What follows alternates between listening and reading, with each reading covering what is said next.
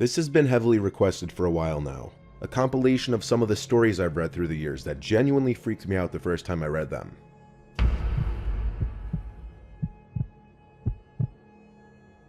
I was out doing a delivery one late night. It was probably the longest drive I've ever taken for a pizza delivery from the pizza place I used to work at.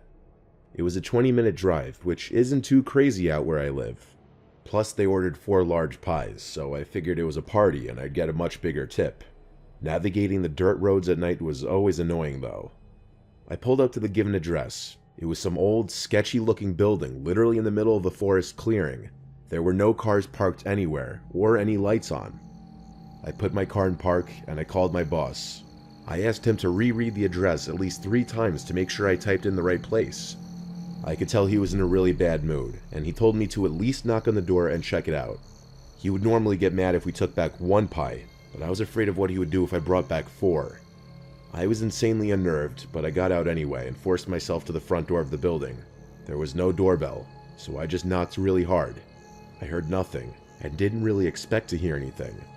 I was extremely disappointed, not because nobody answered the door, but because I was realizing that it was all a waste of time and gas. I knocked 1 more time out of desperation, then began to hear some kind of rustling noises from inside the building. I knocked again and yelled that I was the pizza guy. There was silence now. I felt a bit more uncomfortable now than before, but before I could turn around, I noticed something at the window. There was someone looking through the window. I couldn't tell if it was a man or a woman. All I noticed were their eyes. Their eyes were open wider than I knew possible, staring intently at me. I was disturbed enough by this to drop the pizzas and run back to my car. The shitty thing wouldn't start until turning the key for the 3rd time. I drove off the grass and back onto the dirt road, but I felt the car rocking about, shaking and bumping. Something wasn't right. I didn't make it far from the building before I started hearing a sharp scraping sound coming from outside. There was so much resistance that I couldn't even drive. The car came to a stop. I got out of the car to check what the hell was wrong. A chill ran up my spine as I began to feel like my heart was constantly skipping beats. My tires had been slashed and had completely fallen off the rim. Not just the front though. All 4 tires were slashed. I realized somebody did this when I was knocking on the door to that building. Instead of running, I got back in the car and locked the doors. I was so close to that building I could practically see it from where I was if it weren't for the trees blocking the view. I called 911 and told everything to the operator. She told me the cops would be over as soon as possible and that I need to stay hidden. I asked her if it's advisable to stay in the car or run, and she told me it would be best to stay in the car with the door locked. She asked me to stay on the line with her until the cops would arrive. My whole body was shaking. In all directions there was nothing but dark, seemingly endless forest. I knew it would take forever for the cops to get there. I was not comfortable with sitting in that car so close to whoever did this. The next part is what utterly destroyed me. It still shakes me to this day, and I hope nobody ever has to experience this kind of fear. As I was scanning all the windows, making sure nobody was outside, I looked in the rearview mirror, and there was the same person I saw at that window, eyes opened wider than ever. I could see now that it was a woman, and I could ever so slightly see a smile begin to spread across her face. I opened my door and full-on sprinted into the woods, not caring how much noise I made. I ran until I was out of breath, which didn't take long, and I hid behind a giant log on the ground. I tried to cover my loud breathing with my hand as I waited and waited for what felt like hours until I finally heard sirens in the distance. I gathered up all the stamina I had left to run all the way back in the direction of the dirt road. Eventually the glowing red and blue lights came into view, and I had never felt better in my life. They were parked in front of my car, investigating with flashlights. I came out yelling at them like a lunatic to help me. I fell to the floor and started to gag, almost throwing up from running so much. They picked me up and began to ask me questions, to which I explained everything to the best of my ability. One of the 2 cars drove over to the building, and the 2 officers began to search the building. They came back with nothing except for a couple of spiky objects. These objects were exactly the same as the ones used to slash my tires. The cops guessed that it was some kind of sick, demented couple, being that I saw the woman, but unfortunately, as far as I know, they were never found, and that still kills me inside to this day. I obviously quit my job right after that and started working at a local grocery store. I know that I'll never forget seeing that woman at the back of my car.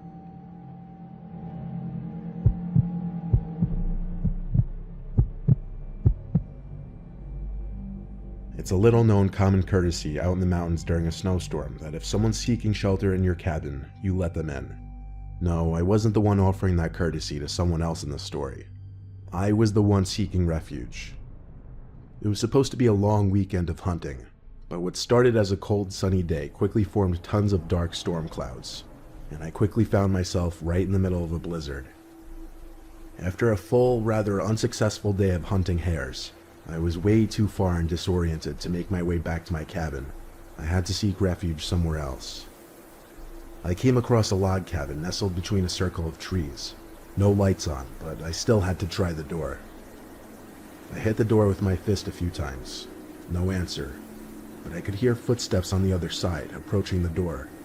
I expected it to open, but it didn't. I shouted that I'm lost and need shelter. The door cracked open, and I heard a voice say, "Come in, leave your boots by the door." I waited a bit, expecting him to open the door fully and formally greet me as anyone would, but that didn't happen, so I pushed the door open myself and entered the dark cabin. The room was lit by 2 candles, just enough for me to see the couch that the man then told me to sleep on. As for the man, all I saw was his silhouette on the far side of the room. The little light from the candles didn't extend that far. I dropped my bag and gun on the floor and laid down on the couch. I thanked the man for letting me crash here till the storm blows over. He didn't answer. His behavior wasn't the most bizarre thing. Folks are strange up in the mountains. If he wasn't up for conversation, I'd just get some early shut-eye. I closed my eyes, though the level of darkness with my eyes closed wasn't much of a difference. I was subconsciously waiting to hear the man's footsteps leave the room, but they never did. I opened my eyes, and his silhouette was still in the corner of the room, just standing there. I felt the need to say, "Yeah, I think I'm just going to get some sleep now, thanks." No response. I turned to my other side so that I wouldn't be tempted to just keep opening my eyes to check on him. Some time passed, but without having heard his footsteps walk away, the curiosity was eating away at me. I turned over to look again, and this time, I swear to God, the silhouette of the man was closer by at least a few feet. I couldn't make out his face, but the slight glow from the candles would just barely trickle around the man's forehead, and what I saw was disgustingly pale skin. I quickly gathered my belongings and thanked him, but I said I had to go. I didn't look at him anymore, because I don't think I wanted to know what he looked like. I put my boots on outside and hurried back into the blizzard. I came across another cabin down the hill, this one with the lights on. I knocked on the door, and some old man and his wife answered the door. They welcomed me in immediately and were very inviting. They gave me some hot tea and offered me a spot on the couch. I told them my story about the freaky cabin up the hill, and the two looked at each other, puzzled. The woman confirmed 2 times the cabin I was talking about. Then she said, "Honey, the owner of that cabin was murdered 2 years ago. That cabin has been vacant ever since."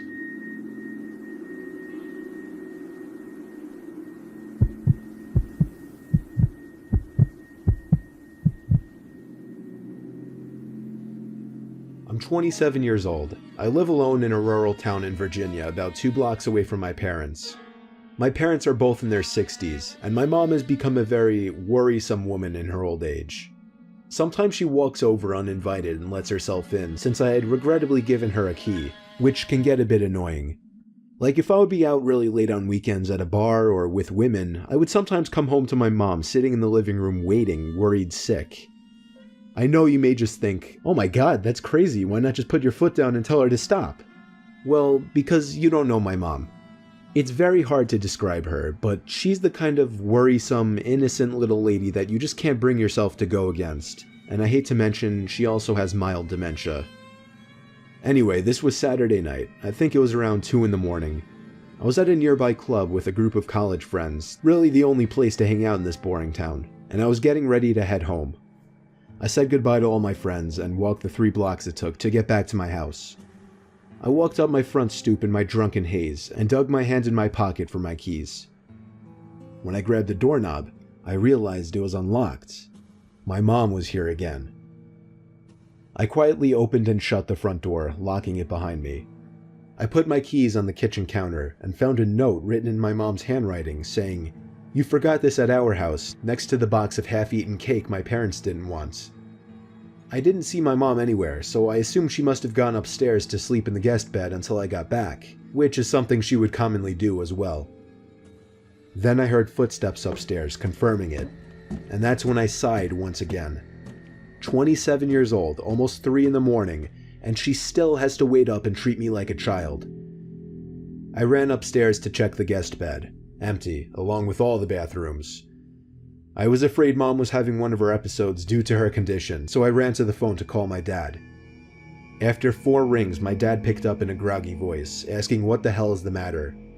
After I told him that I heard Mom wandering around upstairs in my house, there was a short pause, and then he said, "That's not possible, she's sleeping right next to me." My mouth fell open as I turned my head to face the dark upstairs, and just barely by the light provided by the kitchen, I could see a head peering around from the corner at the top of the stairs, looking down at me. I screamed into the phone as I ran out the front door and down the street to my parents' house, explaining to my father on the way. About halfway there, my dad told me, "Alright, I'm gonna call the cops," and hung up. I made it to my parents' house, where my mom was already waiting at the door, worried sick. My mom explained that she did come over to clean my kitchen a little bit and to bring over the cake they didn't want. 2 police cars pulled up in front of my parents' house, where they escorted me and my dad down the street to my house. 1 officer stayed outside with us, while 2 others went inside to investigate. It felt like 15 minutes before they came back outside and said it was clear. They checked the crawl space, the attic, everything. There was really nothing for me to report, other than the door was left unlocked and I saw the outline of a head upstairs before I ran for it. Still, I didn't feel safe sleeping in there that night, so I went back to my parents' house. Me and my dad are certain that my mom simply forgot to lock the door when she left, as her memory has been getting worse over the past few months. My dad has been stopping her from coming over alone from now on, which makes me both sad but also relieved. Some nights, I still get paranoid that whoever was in my house that night never left, and is still hiding in here somewhere.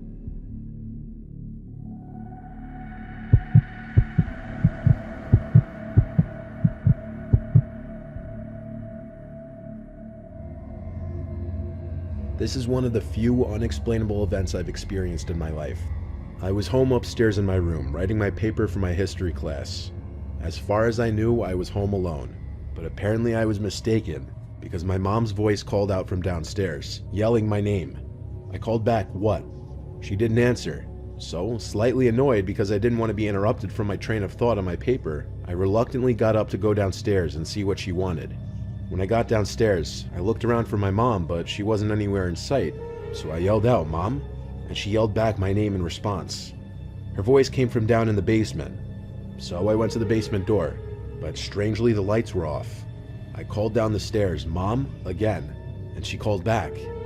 I yelled out, "What are you doing down there with the lights off?" She didn't respond. I flicked on the light and went down the stairs. I heard my mom call my name again as I was near to the bottom of the steps. It was getting weird. Each time she called my name, it sounded exactly the same, like there was 0 difference in inflection every single time she said my name. I yelled out, "Mom," again, and she once again yelled back my name. She was nowhere to be seen in the basement, but then I noticed the little crawl space closet door was open. I call it that because it's a weird closet that you have to kind of crawl into, but it takes up a large chunk of the basement. That was the only place left in the basement that my mom could be. So I said, "Mom," one final time. No answer this time. I went closer to the closet door and got on my knees just to try and look in. It was pitch black inside, and I was starting to get freaked out. I said, "Mom, are you messing with me?" There was no response at all, just the quiet buzzing sound from the basement light. I got back up, and for some reason decided to sprint back upstairs, slamming and locking the basement door behind me. I didn't know what I had just witnessed and heard, but I went to grab the house phone and call my mom's cell number. It rang a few times until my mom picked up, and I learned that she was out grocery shopping. I told her, but she didn't believe my story, of course. She thought I was messing with her. It took half an hour of begging her to believe me that she finally went along with it, and when she and my dad were both home, we all went down to the basement together. The closet door was still open. My dad went inside, but there was no one in there. This still remains to be the most haunting, unexplainable experience of my life.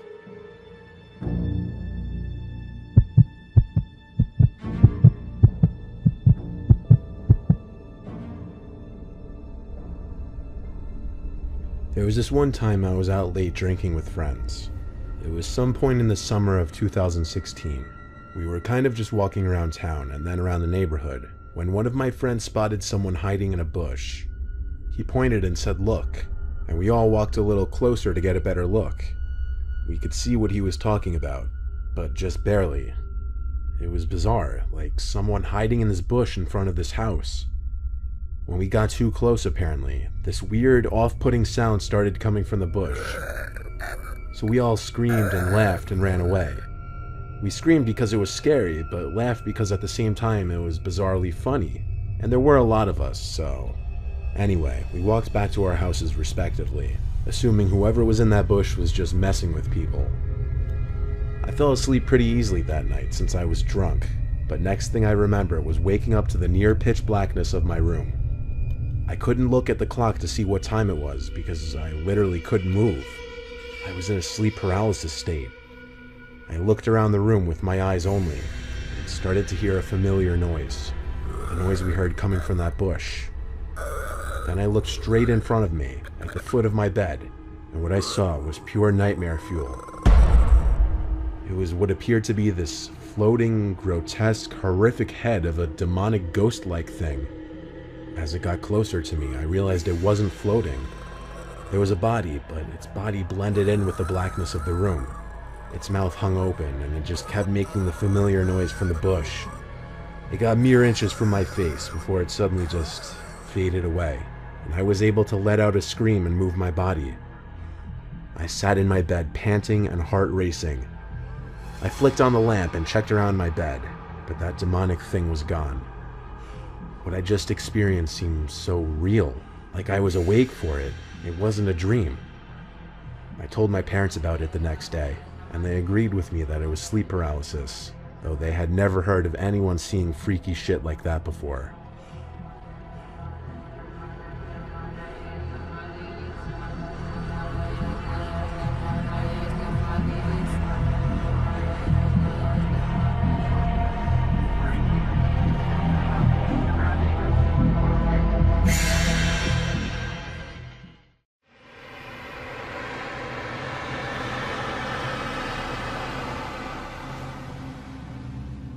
This was an eye-catching post made in 2014, though it was eye-catching for the wrong reason. The advertiser states that he's seeking an unpaid young houseboy that will care for him, but he had to note that he meant in a non-sexual way. He also notes that he's a 55-year-old male who lives alone with his cat, but even if that isn't slightly concerning considering he's seeking younger males to live with him, he claims to have had 3 houseboys before. This could leave one to wonder whatever became of them. The lighting, angle, and just about everything else regarding this man's picture mirrors something straight out of a serial killer playbook. These kinds of ads are the very likely ones to be leading to something far worse than would appear on the surface. This was the listing for a bed frame that a subscriber named Rich sent to me and actually responded to. Firstly, right off the bat, the ad looks a little sketchy, starting off with the poor grammar and misspellings. Next, the poster claims that he's not storing the bed frame in his house anymore, but rather behind his buddy's storefront. This begs the question, why? Also, where is this storefront? What does it look like? If these weren't red flags enough, Lauderhill, the town in which this ad was posted, has an extremely high rate of crime. Rich explained in his email to me that he comes from a very poor background, and even though he saw the red flags in his post, he was willing to drive over to the location he received after texting the number on the ad. He drove to the location at 10:30 p.m., which turned out to be a closed-down looking thrift store. He stepped out of the car with the engine still running, and he said he knew to look straight for the bushes next to the storefront, where he could easily see 2 men hiding. He got back in his car and drove away and reported the ad. This was an incredibly creepy Craigslist post of a man looking to start an all-female band, specifically consisting of women aged 18 to 21. You could just assume by the looks of the ad and the man himself that he strongly considered typing 16 or 17 instead of 18. The ad calls for young girls who aren't afraid of older rocker dudes telling them what to do, and apparently that wasn't the only listing this guy posted. In one picture on this separate listing, the guitars and amps can really draw your attention away from the gross carpet, messy bookshelf, and bottle collection. but in the last picture, the man for some reason thought it was a good idea to capture his bandaged up foot in frame. This was a very transparently predatory Craigslist ad targeting young women. There's a section on Craigslist called Misconnections. This section is home to personal advertisements, which arrive after two people meet but are too shy or otherwise unable to exchange contact details. Like everywhere else on the website, weird things are posted in this section, such as this ad. The ad was posted by an anonymous man who seemed to be stalking a young boy. He said in the ad, "We've met on several occasions. Well, we haven't formally met, but I've seen you. You like to wear that Mets hat a lot. I love the Mets. If you like daddies, hit me up." The post actually included two photos of the boy on candid camera, one in a grocery store and one outside in a seemingly wooded area. The boy looked to be no older than 14. The ad was taken down the same day it was posted. This ad was posted in January of 2014 in Australia during a major heat wave. Temperatures were reaching up to 114 degrees Fahrenheit in certain regions, so this ad probably seemed like nothing short of a miracle at first glance. The ad offered free ice cream to anyone in the area, claiming they were doing it out of Christian courtesy. The ice cream truck would be parked in a location that would only be disclosed to people who contacted the poster. One person did end up contacting the poster of the ad, and was told to meet up at a certain parking lot outside of Kings Park. The boy and his brother who answered the ad, who said they arrived partially just to see if it was legit or not, did find the ice cream truck in the parking lot. But two police cars were also parked alongside it. It turned out the ice cream truck was stolen. The refrigerators in the ice cream truck were turned off and all the ice cream was melted. Who knows what they really meant by Christian courtesy? This one wasn't disturbing in the same sense of the others on this list, it's just creepy. This was an ad posted by a 26-year-old asking for a female roommate, who he would waive the rent fee for only if they were willing to create some kind of romantic relationship out of it. Being that this was a guy posting on Craigslist proud of his openness of his intentions, it's likely he may have wanted more than just a relationship, possibly some more immediate services. There's a lot of these kinds of posts offering free housing for young women for relationships or open minds in return. In July of 2015, the FBI arrested 39-year-old Nathan Bryan for allegedly trying to solicit children for sex by advertising his babysitting services on Craigslist. Federal investigators suspected that Bryan was using the ads to gain access to kids, though this wasn't enough to prove that he was guilty of anything. So the FBI posed as a father who was offering their child for sex on Craigslist. That's when they were contacted by Bryan, warranting his arrest. This was one of Bryan's many Craigslist postings where he advertised his babysitting services. It may not seem too bad on its own, but knowing who was behind this listing is what makes it truly horrifying, and that any other listing like this one could have been created by someone with completely masked intentions. This is Richard Beasley, a man who was sentenced to death for the murder of 3 men who responded to an ad he placed on Craigslist for a non-existent job. He was also convicted of the attempted murder of Scott Davis, a man who answered the Craigslist ad, who was then shot in the arm while escaping from Beasley. This is the only screenshot that could be found from the specific ad that he posted. The ad said, "Wanted, caretaker for farm. Simply watch over a 700-acre patch of hilly farmland and feed some cows. You get $300 a week and a nice 2-bedroom trailer. Someone older and single preferred, but we'll consider all. Relocation is a must. You must have a clean record and must be trustworthy. This is a permanent position. The farm is used mainly as a hunting preserve, is overrun with game, has a stocked 3-acre pond, but some beef cattle will be kept. Nearest neighbor is a mile away. The place is secluded and beautiful. It will be a real getaway for the right person. Job of a lifetime. If you are ready to relocate, please contact ASAP.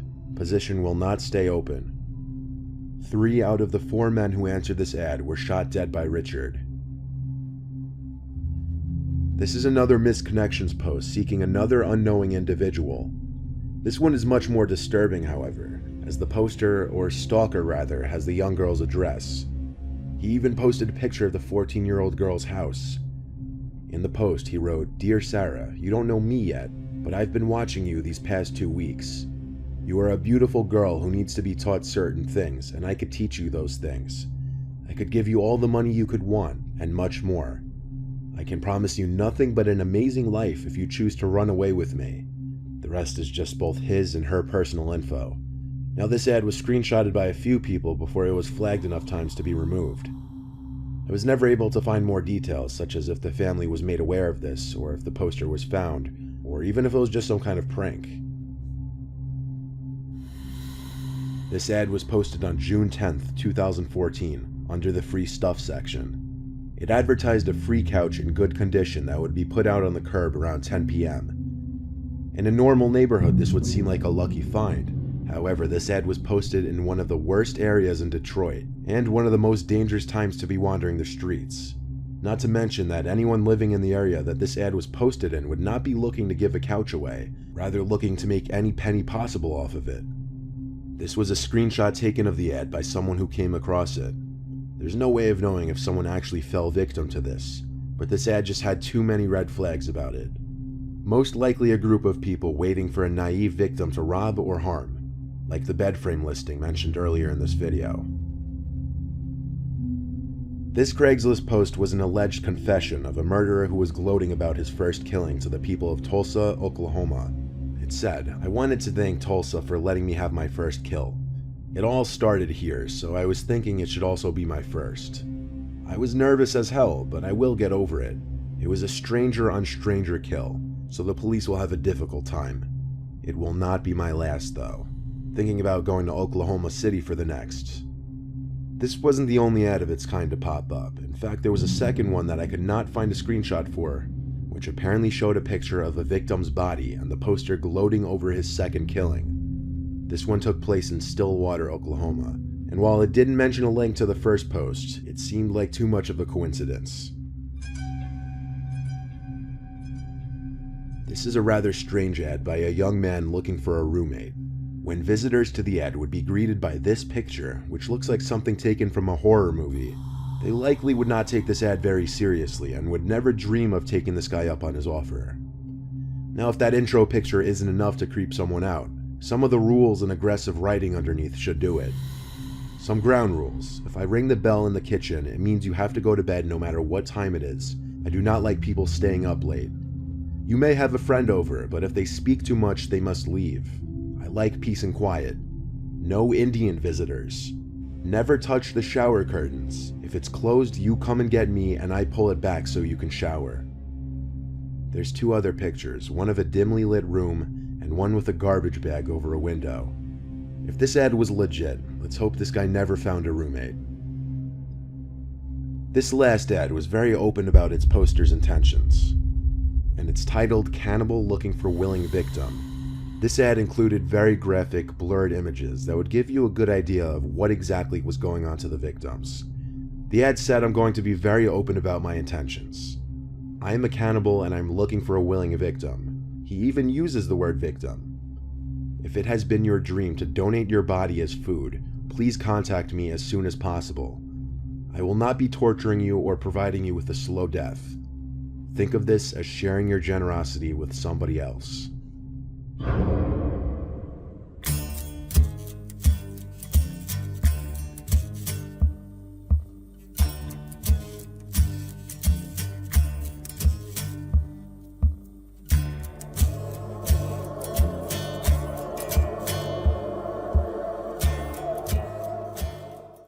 Randonautica is an app that uses a random number generator and location settings to create coordinates for users to explore in their local areas. The app was released in February 2020 and became especially popular during the COVID lockdowns. People would often document their findings through video and post them online. Sometimes people find downright creepy things or places, or even find themselves at the scene of a crime. A viewer named David sent me this first story and footage. It was August of 2020. The weather had been good, and so he and a friend decided to use Randonautica out of boredom. They generated 4 anomalies in total, since the first 3 were in someone's backyard or inaccessible locations.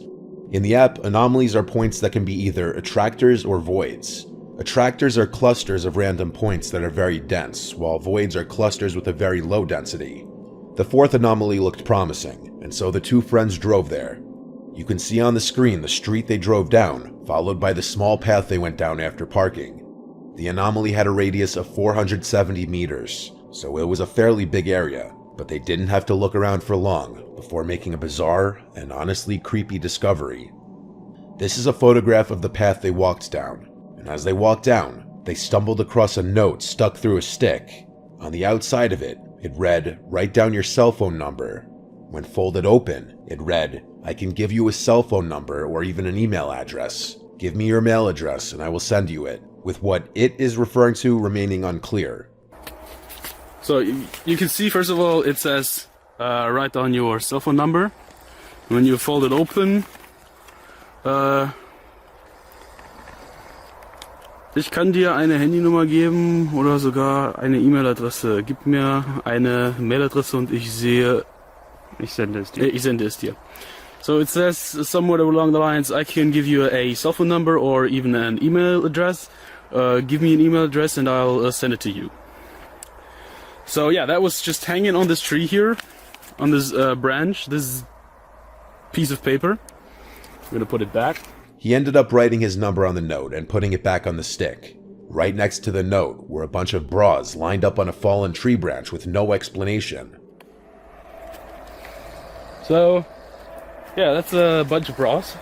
In total, 1, 2, 3, 4, behind there, 5, 6.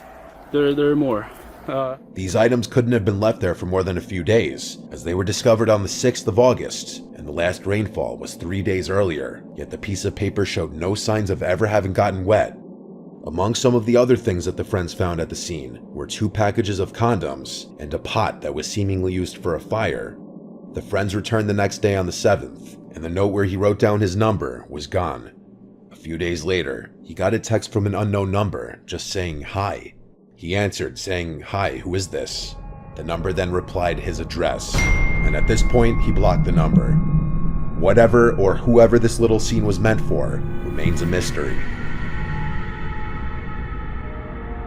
This following footage, posted online by Taylor Vasquez, documents her disturbing findings when also using Randonautica. She downloaded the app and generated a location not far from her house. The location turns out to be an abandoned creek-looking area. So I keep seeing that Randonut thing all over TikTok and I really want to try it out. So I just downloaded the app and I found a location that's like 1.5 miles by my house. So I'm gonna go check it out and see if I can see.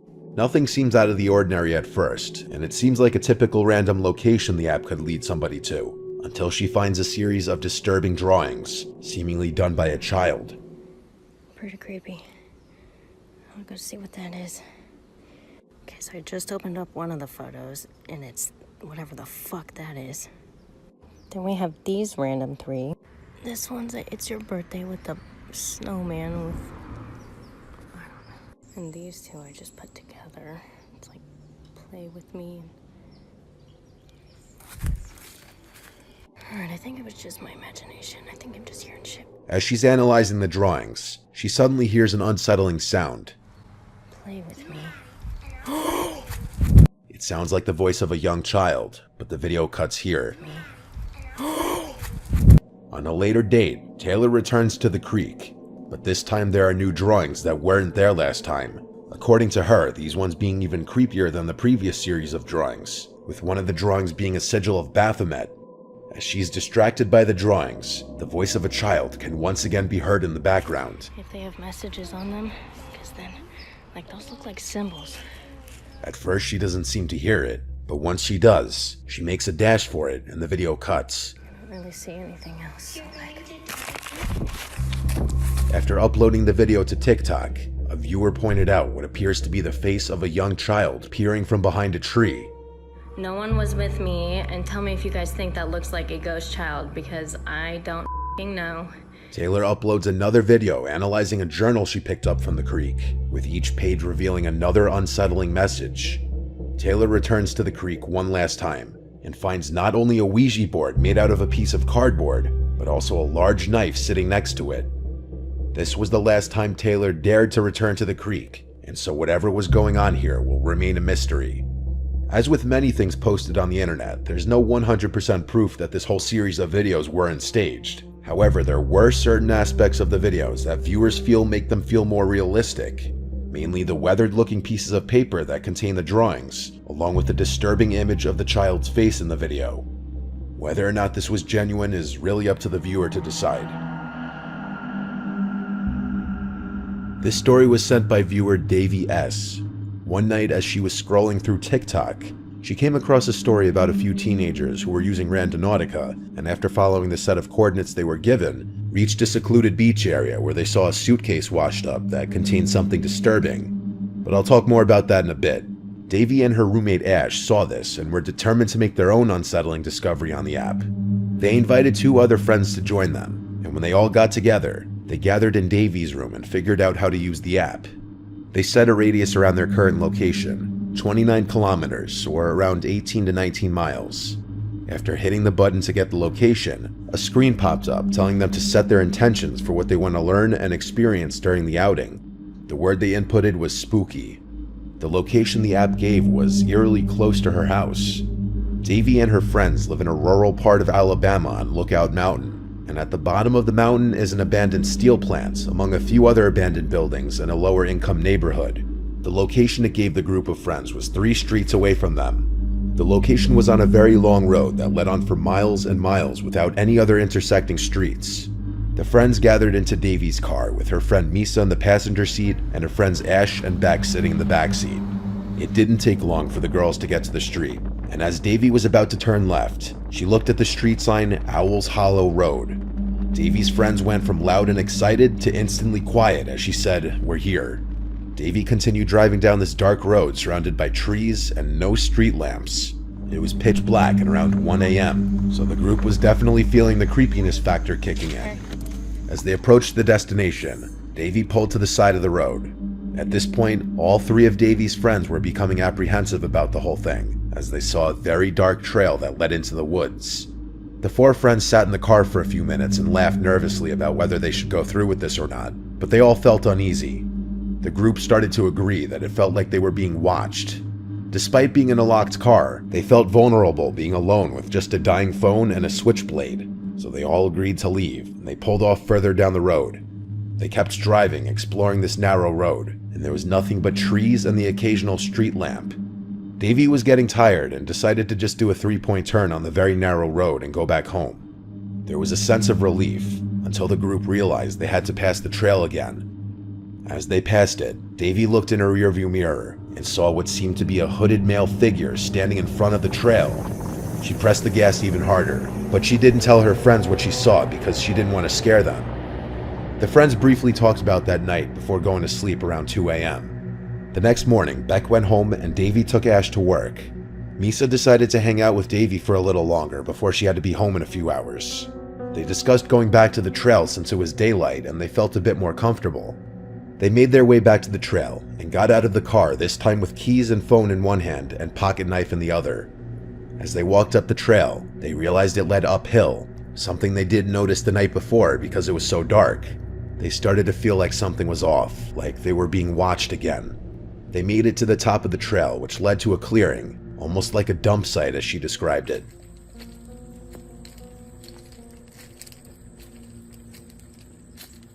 There were tires, fast food garbage, household items, etc.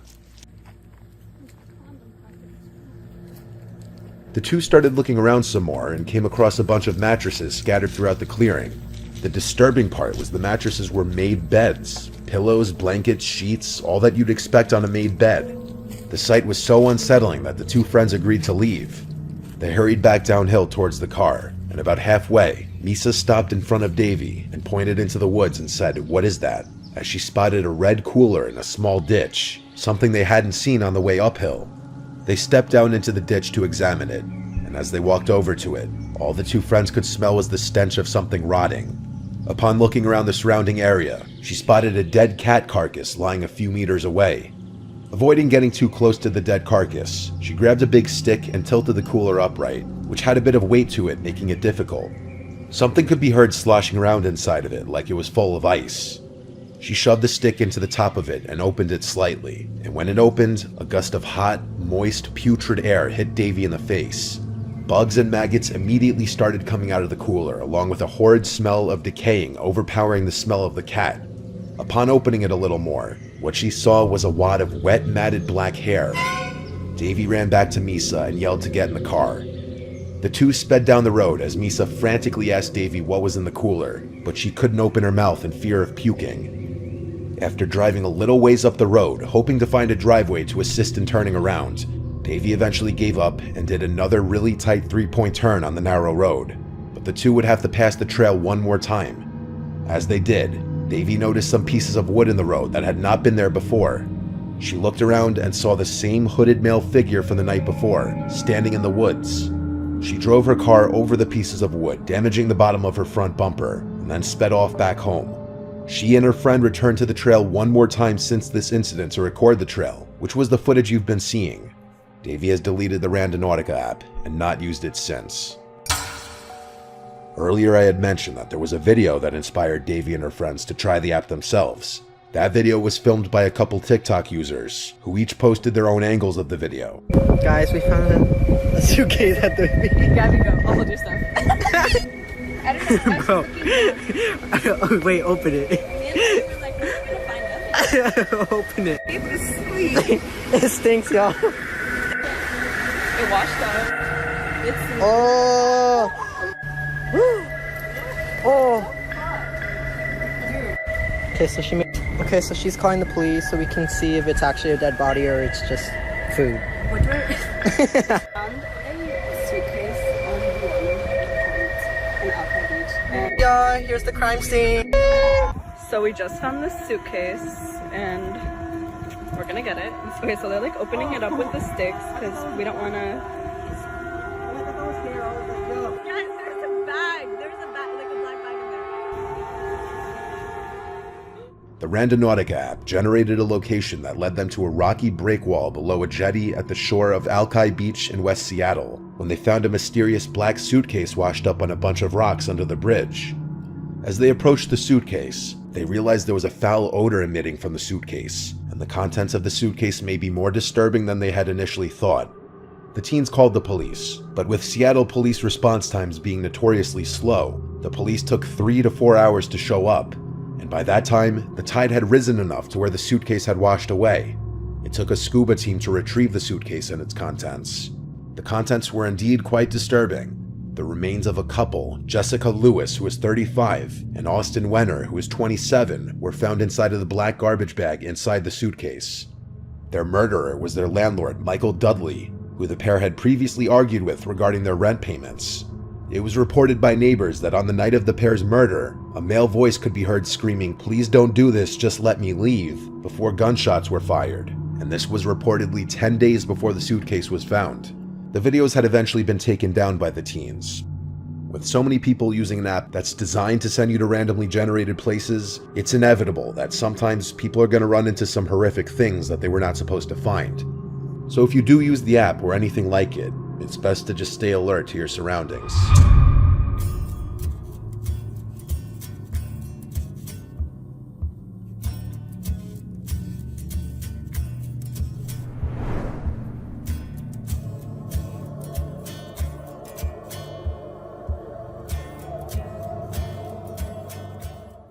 This is a little compilation of some pretty creepy videos I found on the internet the past couple weeks.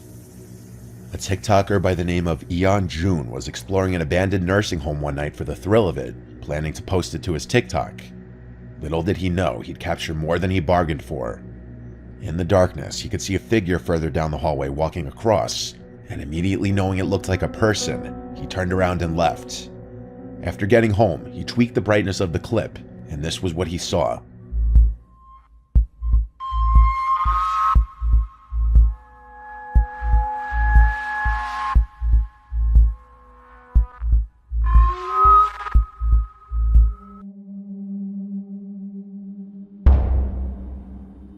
So he returned to the nursing home later that night with a friend this time, recording once again, trying to catch something else on video in that same hallway. This is how that went. I swear I saw something down there. Zoom in a little bit more. I'm trying to. Right there, right there, right there. See it? Remember? What the? Oh, what the? I saw that. That was actually a person. Bro, I'm not joking. Let's get out of here. Come on. Hold on. Demon? No, dude, that's Oh, actually, yeah, now you're scared that there's... that's actually a person. The two are both apprehensive about moving further into the hallway where there was once again a black figure seen walking into one of the adjacent rooms out of I sight. can heal him down. I'm not fucking playing. I can't hear anything, dude. You're an idiot. You're fucking crazy. No, I'm not. Guaranteed 100%, but walks past again, it's a real person. This, I'll throw it at him. Whatever it is. As the two friends are making their way back out of the hallway, they hear a terrifying scream that barely sounds human, and the video cuts right there. Yeah, there's nothing there. Hey, let's go. Alright. I know I saw something, and I know I'm not fucking crazy.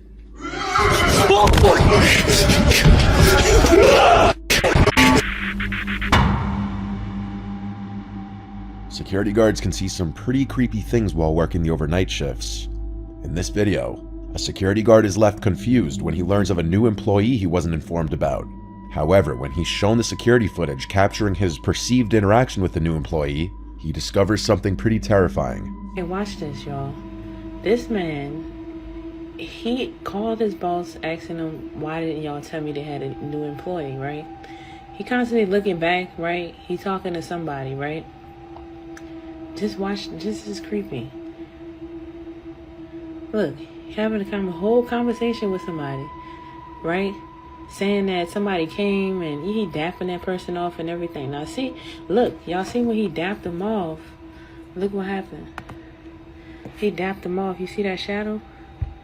And then the shadow goes over here and he pulling the chair out for him. He swore to God he sat there and had a whole conversation with this person. He moved over talking to him and everything. This apparently isn't the only time this exact scenario has happened. In this next clip, which was filmed by a coworker of another security guard through a CCTV feed, the guard can be seen talking and gesticulating as though having a conversation with someone in one of the building's corridors.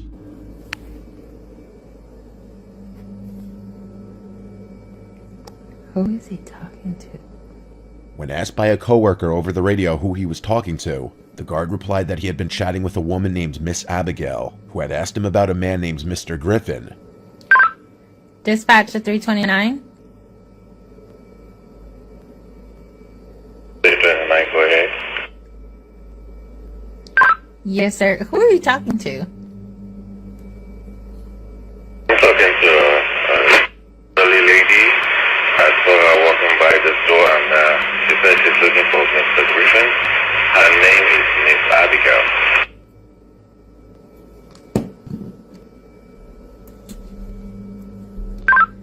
Did you say Miss Abigail? Yes, ma'am. She says she wants to see Mr. Griffin, and I told her that the canvas is closed, that she should come tomorrow morning, and she might see Mr. Griffin.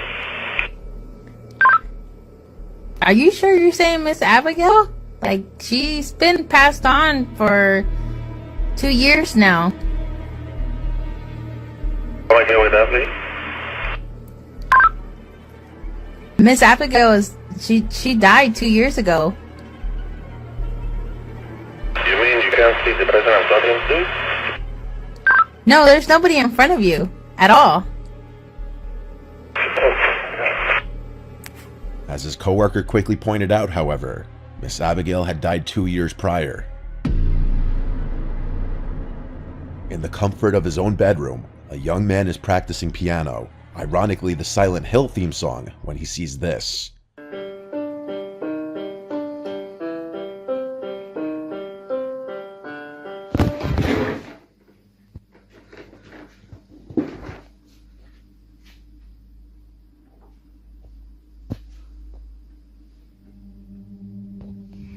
If you didn't see it, look closer at the reflection in the TV screen.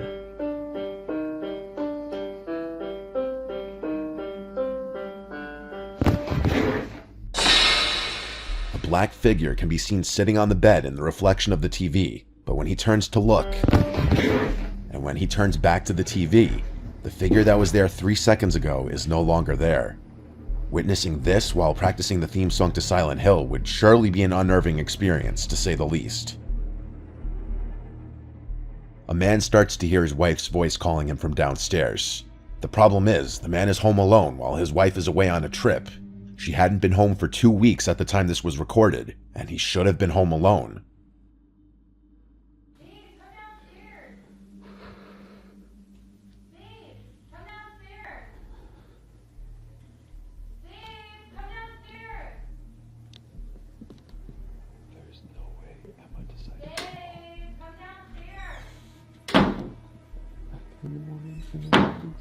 Along with the calls from his wife's voice, there's the repeated sound of a door being slammed shut.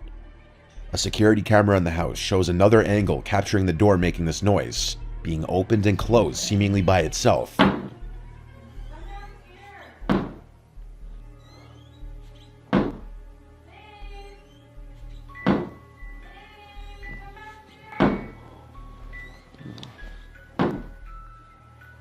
And while all of this is going on, the rotating horse carousel music box in the TV stand starts playing music by itself.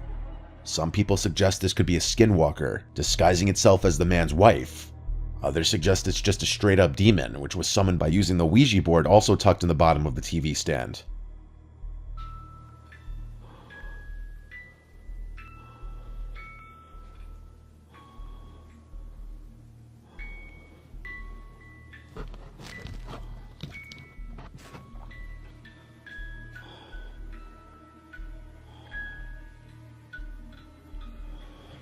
Alexa, turn on all lights. Whatever it may have been, it sure made for a creepy video. The Kinect was a discontinued accessory for the Xbox 360 and Xbox One. It contained an active sensing depth camera using structured light and a color camera. It was intended to be used as a controller-free game controller, tracking the body or bodies of one or more players in its field of view. The Kinect is able to pick up when a new person enters the room and recognizes body shapes. In this video recorded by a man's Kinect camera, you can see him going to sleep on the couch as the Kinect camera produces a stick figure that tracks his movements. However, at some random hour in the night, this is what shows up in the video.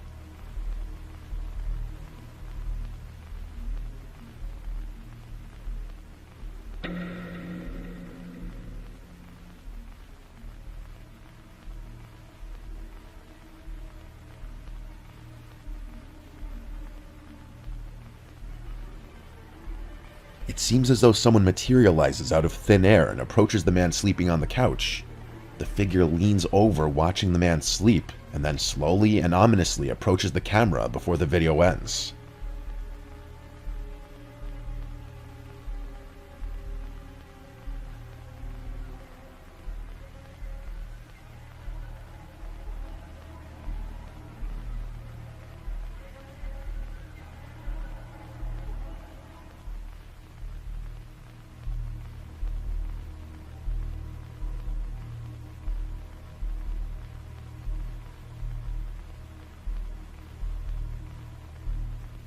Oddly enough, there doesn't seem to be any other actual person physically in the room besides the man sleeping on the couch.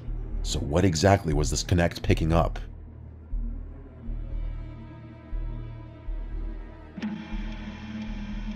A TikToker named Cass started uploading videos showcasing an Annabelle's Hugs doll she received as a gift. The doll was purchased on Amazon, and right from the start, Cass felt like something about the doll felt alive. You guys, I didn't buy this fucking monkey. It was a gift, so you could stop asking me why the fuck I would buy the monkey. I didn't buy it. The person who bought it got it off of Amazon. It's an Ashton Drake doll, and maybe possessed as fuck was not in the description, so. You guys, I just noticed something crazy as fuck, and you're all gonna think this is so insane, but I just took out the certificate of authenticity for her, and you're not gonna freaking believe the name on this thing. Are you shitting me? Perhaps just an unfortunate coincidence that the doll shares the name of the popular horror movie doll, but it is definitely something to acknowledge after seeing this video that Cass recorded of her taking the doll out of the box. Oh my fucking god, I swear to god, this thing just fucking looked at me. Oh my fucking...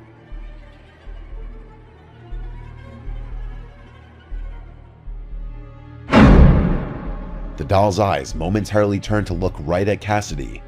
What makes this even more disturbing is that the doll's eyes are not supposed to be able to move. Also, for the people who say, oh, just, her eyes are supposed to move. I have those dolls. When you pick them up, their eyes move. Her eyes aren't moving. They ain't moving unless she just blinked right there. I don't fucking know. If you have any creepy videos you want to send me, check the description for my email.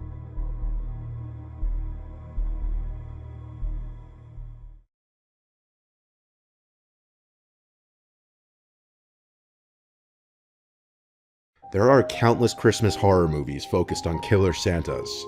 But maybe not so surprisingly, there have been some real-life killer Santas out there. And in this video, I'm going to tell you about the disturbing stories of a couple of them. Just a heads up, this video may not be holly jolly, and there are some darker themes. Joseph and Alice Ortega loved Christmas. It was their favorite time of year to spend with their family. Their two oldest sons, James and Charles, and their daughters Letitia, Alicia, and Sylvia. On Christmas Eve of 2008, the Ortega family invited all 5 of their adult children and their families to their home in Covina, California, the middle to upper middle class, low-crime community about 20 miles east of Los Angeles. The family was in the middle of a Christmas Eve poker game when the doorbell rang, and what unfolded next was unimaginable. Shortly after the doorbell sounded, police received 911 calls from the Ortega's neighbor. The caller cried into the phone that someone was burning down the Ortega's house. That someone was Bruce Jeffrey Pardo, dressed in a Santa Claus suit. The fire department was dispatched to the Ortega house, but the calls kept coming in. Some even reported that they heard shooting coming from the house, and when the police arrived at the scene, it was a total nightmare. The only surviving Ortega family members police could locate was Letitia, her husband, and their 8-year-old daughter, who managed to escape the house and make it to a neighbor's house. Immediately. Who's in your house? Immediately. Ma'am, is the guy in your house right now? We're having 2 houses down on the Google section. Okay. Ma'am, hold on. Is he at your house? No, he's constantly shooting. What do you think his name is? Bruce? His name is Bruce Pardo. Okay, and who is he to you guys? Who is he to you? He's my ex-brother-in-law. They're going through a divorce right now. Okay. With my sister. Hold on 1 second, okay? I don't know who else is alive. I know, ma'am. Just stay on the phone with me, okay? My whole family, there's 30 people, 25 people. I know. It's okay, the officers are there. They're trying to get to you guys, okay? Letitia's daughter, however, had been shot, so the family had already made their way to the hospital. What happened was Sylvia Ortega Pardo, Bruce Pardo's soon-to-be ex-wife, had finalized their divorce the week prior to the attack. This apparently caused Bruce to snap in the worst way imaginable, and this was his way of getting revenge. Bruce had arrived at the Ortega home in a Santa costume with a gift-wrapped package containing a rolling air compressor converted to deliver gasoline from it, and at least 4 9mm semi-automatic handguns. His 8-year-old niece Katrina, the daughter of Letitia, ran to answer the door in excitement to be greeted with the Santa, only to be shot in the face. Luckily, she survived. Bruce then started firing indiscriminately at fleeing partygoers. After he ran out of bullets, Bruce pulled out his homemade flamethrower to spray 18 gallons of gasoline into the house, causing it to burn down. In the middle of investigating the aftermath of this chaotic scene, police received a tip from a neighbor. She and her husband had seen a car leaving the cul-de-sac at around 11:45 p.m. Police started searching the Ortega's scorched home. They found bodies burned beyond recognition, which were later identified as missing Ortega family members. A total of 9 people were murdered. While police were busy investigating this massacre, they received a call from Bruce's brother, Brad Pardo, who returned home from a Christmas party to find his brother laying dead in a pool of blood. Bruce had taken his own life. On Christmas Day, police interviewed Letitia, who said that despite the Santa Claus costume, beard, and hat, she could identify the shooter to be her sister's ex-husband, Bruce Pardo. Investigators then went back to Brad's house, where Bruce was found dead, and searched his car, which ended up being the same car the Ortega's neighbors had described seeing on their street after the murders. Inside the vehicle, police found a Santa suit and thousands of rounds of ammunition. The car had also been booby-trapped to explode once the Santa suit was removed, and though the vehicle exploded, no one was injured. The autopsy of Bruce revealed third-degree burns on his hands and arms, and part of the Santa suit had melted onto his body. Police also found $17,000 in cash cling-wrapped on his legs inside a girdle. Police believed he didn't initially plan to kill himself. Around the same time, a man reported a suspicious car parked in front of his Pasadena home. Police ran the plates and found the car had been rented by Bruce. Though the car wasn't rigged, it was packed with supplies including a computer, clothes, water, food, and maps of the US and Mexico. Police believe Bruce had been planning on escaping to Mexico after his killing spree, and this was his getaway vehicle. The vehicle was also parked about 500 feet from the house of Scott Nord, Sylvia's divorce attorney. This was definitely not a coincidence, and Bruce was likely planning on also murdering Scott, because in June of that year, Bruce was ordered to pay $1,800 a month in spousal support. The divorce clearly took over Bruce's life, and he began to plot ways to get back at Sylvia, and instead of just killing her, he decided that he was going to destroy everything and everyone that she loved. The most likely explanation for Bruce's suicide would be his unexpected injuries. He didn't realize there was an open flame somewhere in the house, likely a candle, and when he was spraying gasoline, this led to an explosion that left him horrifically burned. Instead of driving to kill Sylvia's attorney and then escaping to Mexico like he most likely originally planned, Bruce instead went to his brother's, where he killed himself because of how badly he was burned. Katrina Yusufpolsky is alive and well today, and fortunately she hasn't let the horrific experience overtake her, and she's currently living her life to the fullest. But unfortunately, Bruce Pardo was not the only story of a killer Santa named Bruce. Bruce MacArthur was known as an outwardly jovial man who was the perfect Santa due to his ample white hair and beard, and so that's what he did as his second job. He was a Santa at Toronto's Agincourt Mall until as recently as 2016. Bruce was at the time 68 years old, and when he wasn't working as a mall Santa, he was working as a successful landscaper, trusted by his many clients to turn their yards into lush gardens. The sick thing is, Bruce's jolly personality he conveyed was just a front. The parents happily watching their kids on his knee, and his clients admiring their new lawns had no idea what Bruce actually was, a necrophile and a serial killer. Little did one of his clients know, he was turning their lush new garden into a graveyard. Between September 2010 and June 2017, Bruce murdered at least 8 men. His targets were usually vulnerable, having been poor, lonely, or new immigrants. All of Bruce's victims had arrived to what they thought was a safe country to explore their sexuality. Bruce's seemingly welcoming and friendly nature led his victims to thinking he was a friend and to trusting him. Then he would kill them.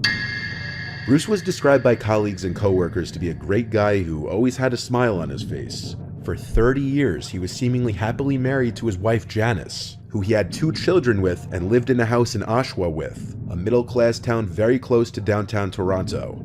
In the late 90s, however, Bruce came out of the closet probably to the shock of his wife, and not long after suggesting that the two have an open relationship, he left his family and moved to Toronto, but he remained on speaking terms with his family. Bruce became a regular in gay neighborhoods and wanted to be part of the LGBT community. But pretty soon that community didn't want him to be a part of it, as he quickly earned himself a reputation of being trouble. In 2003, when in his late 50s, Bruce received his first criminal conviction for the assault of a man with an iron pipe in the man's home 2 years prior. Bruce turned himself into the police, and throughout the case, he maintained that he blacked out before the assault and didn't know why he did it. In January of 2003, Bruce pleaded guilty to 1 count of assault causing bodily harm and assault with a weapon. But thanks to his lawyers, Bruce didn't serve prison time. Rather, he was ordered to attend counseling for anger management and provide a DNA sample to police. A few months later, Bruce had his record suspended, so nobody would ever know that he'd been arrested at all. Bruce's landscaping business was busy enough to occasionally hire casuals, until one of those hires disappeared, Mahid Kayhan. Bruce admitted to police to knowing Mahid. He told police that Mahid had worked for him doing landscaping for a month, and the 2 men had a sexual relationship that Bruce claimed he broke off. Bruce was not a suspect at the time of the interview. He was treated as a witness in the missing persons cases. Bruce's approach to murder was usually the same, strangulation using a rope and metal bar. When his victims were dead, he'd pose their bodies and photograph them, sometimes in his apartment and sometimes in his red Dodge Caravan. One victim was posed wearing a fur coat and with a cigar in his mouth. Some had their beards and heads shaved, others had their eyes closed. Then he would take close-up photos of their genitalia. Bruce stored these dead body photo shoots in digital files on his computer. He then dismembered his victims, distributing their body parts in one client's garden, putting to use his knowledge and skill in gardening. In June of 2016, Bruce ended up in a police station after a guy he was having sexual relations with reported him for almost choking him to death while they were in the back of his van. The man managed to escape and report Bruce to the police. And for the second time, Bruce turned himself into the police.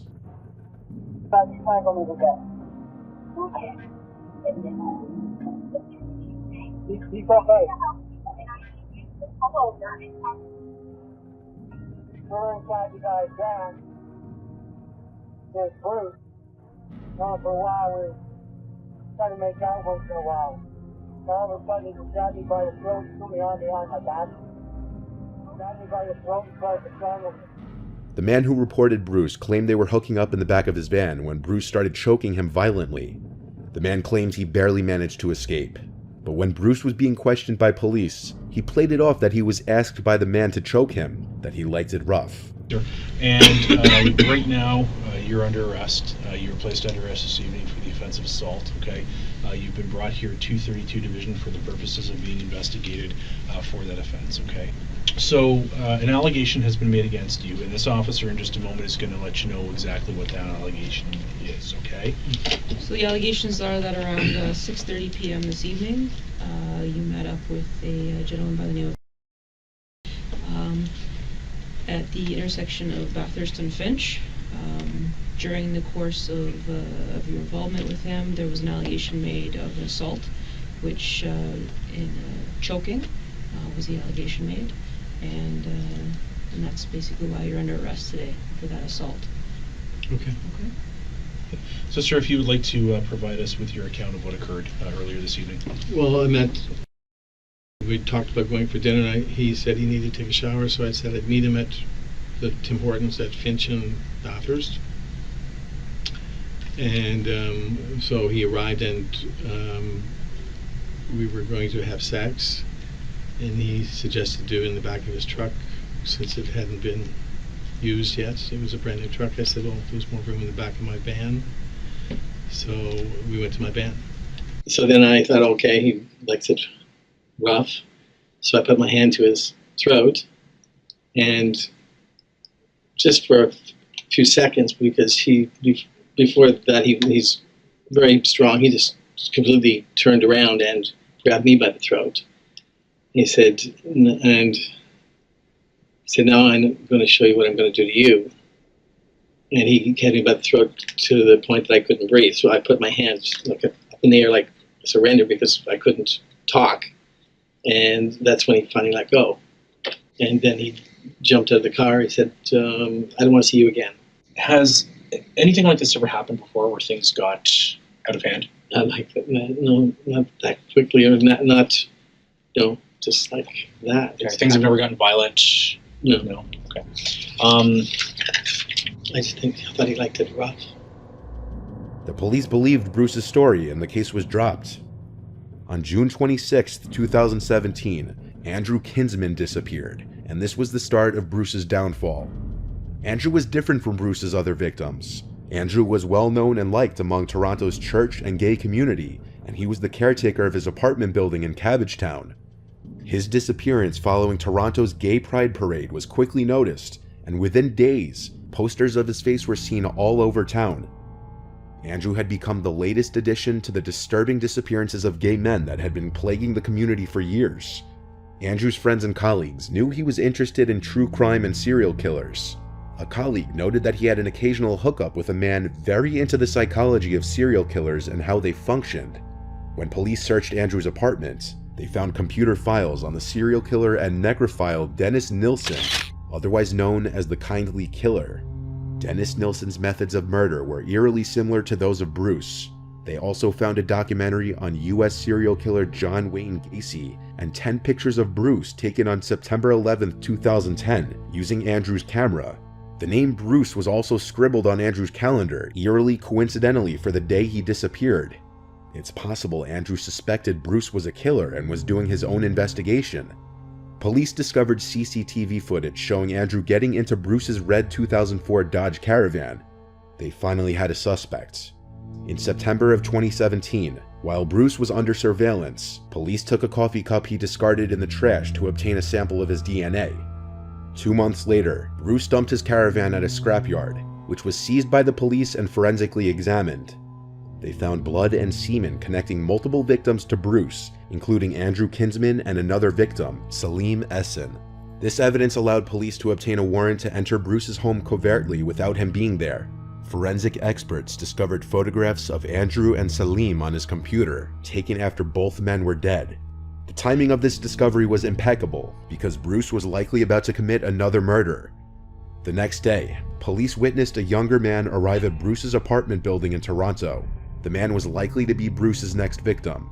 They raided Bruce's apartment, finding the man who entered his apartment naked and handcuffed to the bed with a black bag over his head. None of this was done with his consent, and he was screaming for help. Bruce was arrested and charged with the murders of Andrew and Salim. A deeper search of his apartment revealed files on each of his 8 victims, and souvenirs from each of his crimes. They included ropes and a metal bar used in the strangulations, jewelry from multiple victims, and a notebook from Salim. They also found a file he'd already prepared for the man they'd saved, confirming that he was close to having the same fate as the other 8 known victims. Police checked 75 properties that Bruce had worked on, and at one client's property in Leaside, they found body parts from the 8 victims in large planter boxes and an adjacent ravine. Karen Fraser, the homeowner, was shocked and stated that Bruce was the best friend, neighbor, relative anyone could want, a similar description many others used for him in the past. But one major question still stands: were there only 8 victims? Bruce entered a guilty plea early in court proceedings, but showed no sign of remorse. He was given a life sentence on each murder charge. Between 1975 and 1978, 14 men from Toronto's gay community were murdered. The method of killings varied, including beating, strangulation, and stabbing. Police solved around half of the cases, but the rest remain cold cases. It seemed likely that Bruce was somehow linked to these other murders. For a seemingly jolly mall Santa to be capable of such atrocities makes you realize you never really know what kind of person somebody actually can be behind closed doors.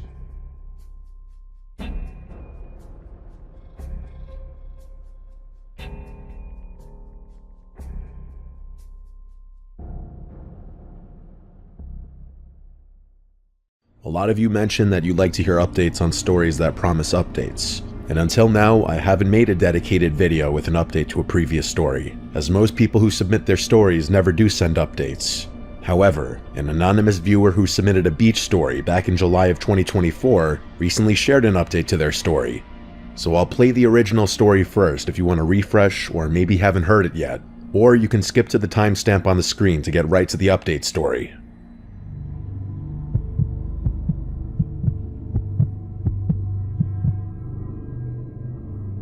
Beaches have always terrified me. Well, not always. My fear is a direct result of what I'm about to tell you. As a kid, I used to love the shore. I remember spending many summers in eager anticipation of the weekend when my family and I would hang out at our beach house. Or, if I was lucky, they'd let me spend it at my friend Charles' beach house, which was even more fun. I was 16, and this was one of those special summer weekends. Me, Charles, and our third friend Riley were going to spend a few unsupervised days at Charles' beach house in LBI. Riley was a year older than Charles and I, and had recently gotten his license, so we'd be driving down in his car. The drive down was fantastic. Riley was a pretty uncoordinated driver at the time, so most of the ride was spent laughing at him swerving and cursing the road. It was great. We got down to LBI in good time and immediately moved all of our stuff from the car to the rooms we'd be staying in. The layout of the house is important to the story, so I'll briefly mention it. There's a front door, a garage door which connects the back to the front yard, a back sliding door, and a back upstairs deck that connects the upstairs bedrooms. There's also a spiral staircase that allows you to go directly from the back deck to the ground, so you can enter and exit the house from upstairs. The house sits along a lagoon, meaning the back end of the house faces a narrow channel of water, with houses on the opposite side. We were at that ripe age where chasing girls was a priority, and a nice beach house all to ourselves was the perfect occasion. We spent a few hours figuring out which girls were down the shore at the time and talked to them on Snapchat. Finally, we found a group of 3 cute girls that said they'd be down to come kick back at Charles' house. I had more than enough weed to last us the weekend, and we had snagged a few bottles of our parents' alcohol before leaving. It was perfect. Things were going very well. The 3 girls, Rosie, Alexa, and Sophie, were fun and flirty, and the 3 of us could tell where the night would probably end up. At one point, the 6 of us decided to smoke in Charles' backyard pool. It was small, but it was perfect for 6 drunk kids. I remember the sight vividly. The gentle bay breeze blowing through my hair, the steam from the heated water rising slowly with the puffs of smoke from the joint. At our age, this was bliss. But then suddenly, Charles turned the music all the way down and stared over my shoulder into the darkness of the lagoon. Confused, I turned around, peering into the darkness. I could roughly make out the houses on the other side of the lagoon, but I wasn't quite sure what Charles was looking at. One of the girls asked Charles why he turned the music down, and he whispered that he saw someone standing on the dock opposite the house. I figured he was messing with us, so I started laughing. "Who cares, bro? People literally live here," I said. Charles shook his head. "I know that family personally. My parents said they're in Florida for the week." In all honesty, I still thought it wasn't a big deal or he was just messing around, so I kept chuckling. The girls were a little freaked out, though, and said they wanted to go back inside. I wasn't going to argue, so the 6 of us started making our way out of the pool. As we were drying off in the yard, Riley jumped and cursed, looking towards the lagoon. The rest of us turned, and even though the light was dim, I could definitely see what looked like movement coming from the opposite dock. The 6 of us froze in place, trying to get a better glimpse of what we were looking at. Just then, a passing car on the road across from us lit up the scene ever so slightly, and the sight was horrifying. There were 4 tall silhouettes standing at the edge of the dock, facing us. It was impossible to tell what they were wearing or what they looked like, but there was no doubt they were facing our direction. "Go inside now," said Charles with a shaky voice, motioning us toward the sliding door. As we rushed inside, I heard a distinct sound that remains the most terrifying noise I'd ever heard. 4 consecutive splashes rang out from behind us.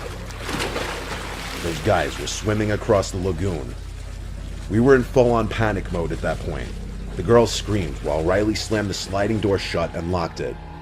Charles quickly ran to the front to lock that door too, and the 6 of us ran to the room that wasn't visible from the outside. We waited in silence, horrified at what we might hear next. A few minutes passed, still nothing. Out of nowhere, Riley cursed, revealing to us that he had forgotten to lock the sliding door on the deck. Charles started to panic, knowing that this house was about to be broken into. Just then, we heard soft, quieted footsteps above us, and that was the last straw. None of us had any weapons on hand, and we were all intoxicated, so running was really our only option. The 6 of us sprinted for the front door and bolted to the car, which Riley started up in a flash. The chaos of it all was too much for Riley to handle, and he destroyed Charles' mailbox on the way out of the driveway. Once we were far enough away, we called the police. The ordeal was a nightmare. We went back to the house once police had searched it, but the news was shattering. All of the valuables on the top floor were missing, but that wasn't the worst part. Charles' family owned a medium-sized Boston whaler boat which was also stolen, most likely as the getaway vehicle. Charles' father tended to keep a spare set of keys inside a small hatch below the steering wheel, which the police concluded was how the culprits got away so quickly.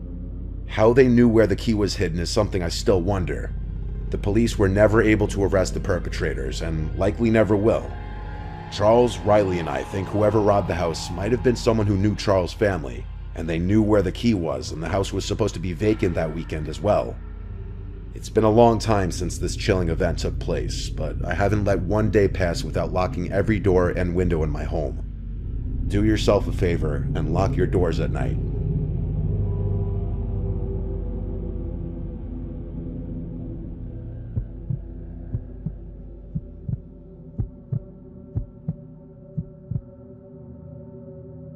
Okay, so I never thought I'd be revisiting this again, but I actually do have an update that's relevant to the story I sent in a while back. This update isn't exactly my story per se, but I'm gonna do my best to tell it, so bear with me. Before I get into it though, here's a quick recap of my original submission. When I was 16, I spent a weekend at my friend Charles' beach house in LBI with our other friend Riley. We were chilling in his pool with some girls we had invited over when we noticed people standing across the lagoon watching us. The next thing we knew, we realized they had jumped into the water and were swimming across, so we quickly rushed inside.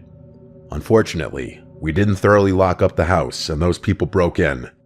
By the time it was all over, the house had been robbed completely, and to top it all off, the perps had fled the scene in Charles' family's boat, which they had also stolen. As far as I knew, the authorities were never able to locate the boat or catch the thieves, and that's where things ended. Admittedly, Charles and I fell out of touch after going to separate colleges and moving to different cities, so it's not like I was there to actively receive constant updates about the situation. But I recently caught up with Charles at a high school reunion we both coincidentally attended, which brings me to the following update. I wasn't even planning on going to the reunion, but my girlfriend convinced me it might be fun to see how everyone turned out, so I figured what the hell. I was flying solo, which is never fun, but the moment I stepped into the venue, I was pleasantly surprised to see that Charles was already there, talking to Riley and a few other guys from our friend group. It was a kind of cool but surreal moment all at the same time, seeing people you haven't spoken to in years that looked exactly the same but completely different, you know? I walked over and joined the circle, and it was actually really nice catching up. As the night went on, people started breaking off into smaller groups.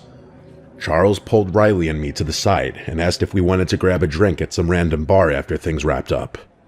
Riley couldn't for whatever reason. I think he had an early flight the next morning or something, but I was definitely game. So we end up at this little dive bar, just reminiscing about old times over a few beers. I can't exactly remember how, but that night at his beach house floated into the conversation. As soon as it did, Charles slapped the table like he suddenly remembered something he hadn't been thinking about. I should mention that I actually wrote some of this down in my notes app so I could tell the story as accurately as possible, or at least as accurately as Charles told me, because what he said next was pretty wild. So he starts explaining that his little brother Kieran is 19 now, and apparently he and his friends are way bigger troublemakers than we were back in the day. About a year ago, Kieran and two of his friends, without asking permission, decided to take the family's new boat out. This was their replacement boat, by the way, the one they got after the insurance payout from the stolen one. They took it out for what was supposed to be a late afternoon trip, along with a bunch of beer that they were going to drink while out on the water, which is obviously incredibly stupid and dangerous, not to mention illegal since they're all underage. But it gets worse. Charles said they were feeling adventurous, so they decided to anchor near Carvel Island. I had to look this up later, but apparently it's technically part of the Forsyth Wildlife Refuge, and you're not supposed to be there at night. Their plan was to anchor the boat as closely as they could safely get to it, kill the beers, then swim to shore and hang out on the island to watch the stars or whatever. So they swim to shore and find a nice spot on the beach. They're just sitting there waiting for the sun to go down, talking and whatnot, when one of Kieran's friends notices another boat that they hadn't seen before, anchored further down the shore. Kieran takes a closer look at this other boat, and from what Charles told me, he became convinced it looked exactly like their family's old Boston whaler, the one that got stolen. Now keep in mind, the boat is pretty far away and it's getting dark out, so Charles had a hard time believing his brother could be sure about it. But according to Charles, Kieran wouldn't even entertain the possibility that this was some random boat. So Kieran convinces his friends to swim out with him to get a better look at the boat. And that's exactly what they do. They swim all the way out there, and by the time they reach it, Kieran is 100% convinced that it's his family's old boat. Here's where it gets frustrating though. Kieran wanted to take pictures of the boat to show his parents, but they obviously hadn't brought their phones with them when they swam over, and by the time they would have swam back to their boat to get them, it would have been too dark to see anything clearly. One of Kieran's friends suggested calling the police, but Kieran and his other friend were terrified of getting in trouble. They had been drinking, they took the boat out without permission, and they were pretty sure they weren't even supposed to be at that island in the first place, so calling the cops was basically the last thing Kieran wanted to do. Instead, they decided to just swim back to their boat, drive it over to the other boat for some pictures, then figure out what to do once they got home. They swam back to the shore to cut out some of the swim, and as they were walking down the beach, one of Kieran's friends turned around and noticed a man walking towards them. Charles said that Kieran was positive the man picked up speed as soon as they turned around, like he was pursuing them. According to Kieran, this person also appeared to be holding a shovel, which was the scariest part. The boys ran, and the guy started running after them. They ran as fast as they could back to their boat, and Kieran looked back one more time to see that the guy was now running in the opposite direction, presumably back to his boat, which was significantly closer. The boys reached the boat and started leaving, but here's the thing. When you're operating a boat after sunset in New Jersey, there's all these regulations about how fast you can go and what lights you need to have on, so it wasn't like they could just gun it out of there. They had to follow the speed limits, which I can imagine made the whole thing even more nerve-wracking. That also meant no detour to check out the other boat. Charles said that Kieran described the ride back as the most tense thing he's ever experienced, and I believe it. Just knowing someone could be following you in the dark without being able to speed away. Kieran said he wasn't sure whether they were followed or not, but he could have sworn he heard the faint sounds of a boat somewhere in the darkness behind them. Once they made it back home, Kieran's friends again pushed him to call the police, but he still refused, saying he was more scared of his parents finding out what they had done than he was of whatever they saw on that island. The guilt ate him alive though, and he came clean to his parents the next day. All except the drinking detail, which Charles only found out because Kieran told him later. Charles said his parents were more furious at Kieran than he remembers them ever being at him, which is saying a lot. Charles' dad banned Kieran from using the house for the rest of the summer, among many other things. His parents ended up reporting what Kieran saw to the authorities, but Charles said nothing ever came of it, just like with our original incident. The police were all but useless. At that point in Charles' story, I had to interrupt him with a few questions, like how could the boat still be in use around LBI all these years later without anyone recognizing it, and why someone would anchor it so close to shore if it was really stolen. I wonder if the police ever searched the island for whatever that guy with the shovel was doing. Charles admitted he didn't have solid answers to any of those questions. His best guess about the boat was that whoever stole it might have stripped it or repainted it enough to avoid suspicion. It's not like every boat owner in the area has the registration numbers memorized, you know? As for why they'd anchor so close to shore, maybe they felt comfortable because it was a restricted area where most people wouldn't go. But my biggest questions were about the guy with the shovel. Charles just shrugged when I asked about that though, saying maybe he was burying something or digging something up. Either way, it spooked Kieran and his friends enough that they ultimately confessed to something Kieran would normally never tell his parents about, and that was pretty much it.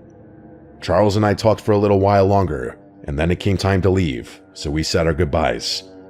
I still have no idea what to make of most of this, and hearing the story definitely didn't give me any closure about it. If anything, all it did was open up a whole nother can of worms that will most likely be left unresolved.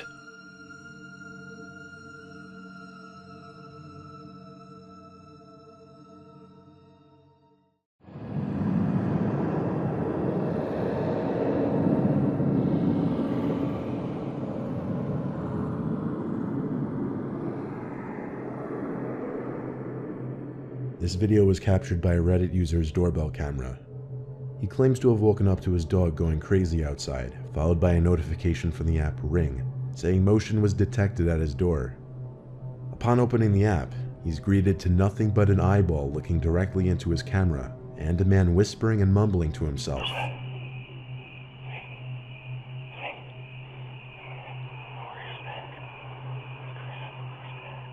He proceeds to knock and ring the doorbell. He then begins trying his luck at the doorknob and window, all the while still mumbling and whispering to himself. After the homeowner threatens to call the police, the man gets defensive and claims he was just looking for his dog, conveniently named Fido.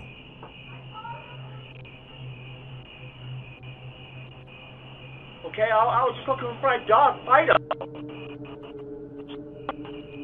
Whoa. You don't have to get all like that and stuff, honey. You know, we could be friends.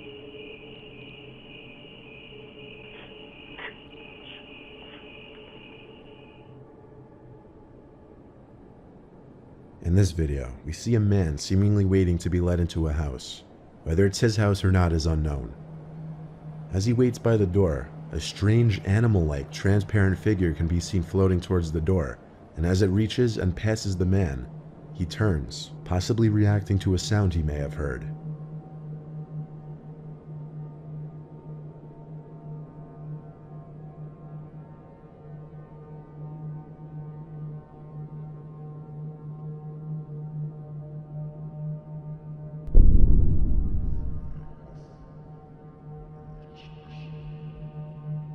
These are two clips that were likely taken back during the entire clown epidemic of 2016. In this first clip, we see someone dressed as a clown wielding a small sword, lurking around by the front door for a bit and running off after ringing the doorbell.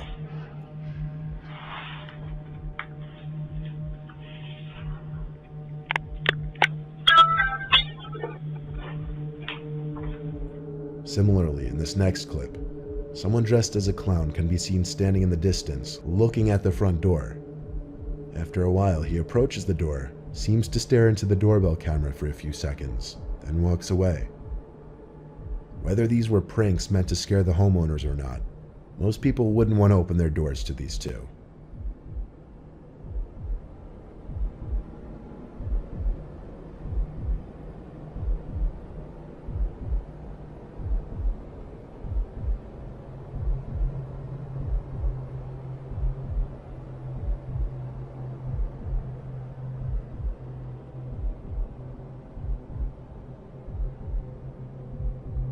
In this video, around 2 p.m., the man in the dark hoodie seen here apparently rang the doorbell and no one answered.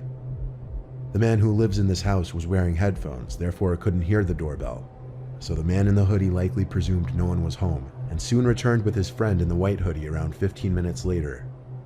The man in the dark hoodie attempts to kick in the door while his friend in the white hoodie stands by.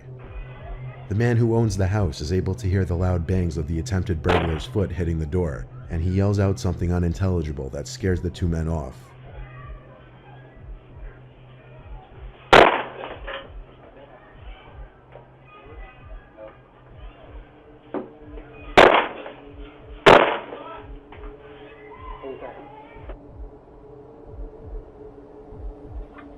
In this video, the camera catches a shirtless man approaching the door, but instead of actually ringing the bell or knocking on the door, he pretends to knock on the door.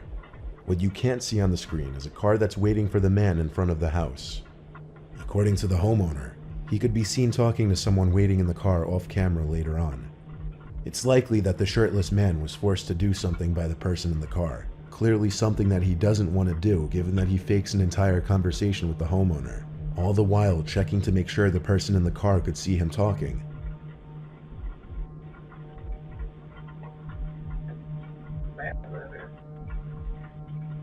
Okay. Sorry about that. Sorry. It was apparent he or the person in the car were looking for a person named Matt, who they thought lived in this house. One could only imagine what this man was put out to do to this Matt person.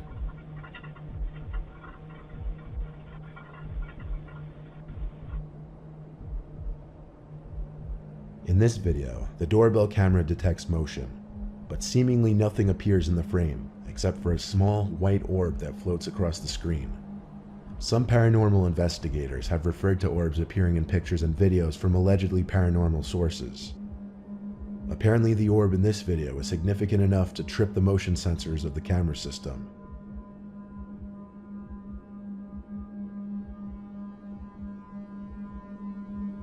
This one isn't a video, but rather a pretty disturbing picture caught by a Redditor's doorbell camera. After being woken up by a notification on their phone, they checked it to see a message saying, "Your doorbell detected a visitor." After checking the app, they didn't see anything, and as anyone would, assumed it was maybe a bug or a small animal that tripped the motion sensor. However, the Redditor received more notifications, and after checking the app again, was faced with this disturbing image. Whether it's even a male or female is almost impossible to tell, but perhaps the most disturbing part of the image is the shape and distance of the person's eyes. It's not something anyone would ever want to see at their front door. In this video, we see someone wearing a mask approaching the door and covering the doorbell with a piece of tape. The homeowner got an alert that motion was detected on the porch, and upon checking the footage was ready to grab his gun. It's not known what was done while the tape was covering the camera, but eventually one side of the tape peeled off, revealing the person in the mask was gone. The homeowner doesn't know if it was simply kids playing a prank or someone who meant him and his family harm. This video shows exactly why you should always check who's outside your door before opening it.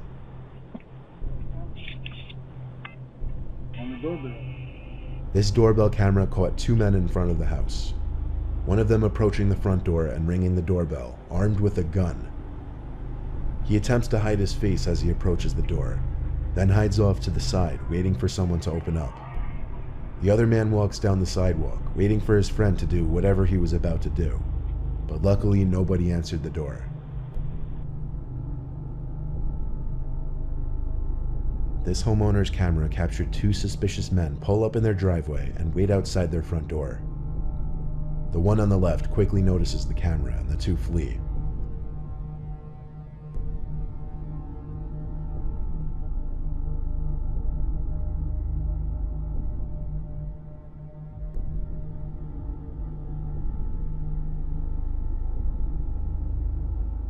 But not even 15 minutes later, the two pull up into the homeowner's driveway again, having apparently decided they'd go through with the break-in anyway. This time, one of them immediately attempts to kick the door down, but the homeowner is ready this time and speaks through the doorbell speaker, claiming the police are on their way, scaring the two off for good this time.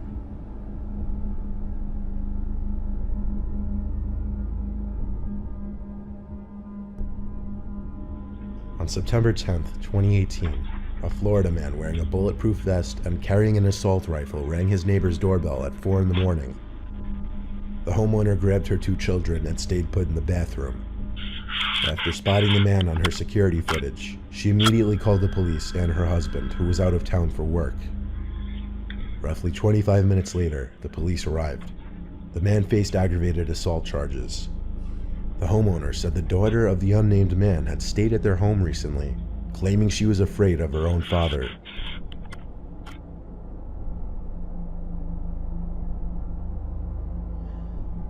At some off hour in the night, this man's doorbell camera captures a mysterious, transparent-looking, blurry figure slowly moving down the sidewalk across the street.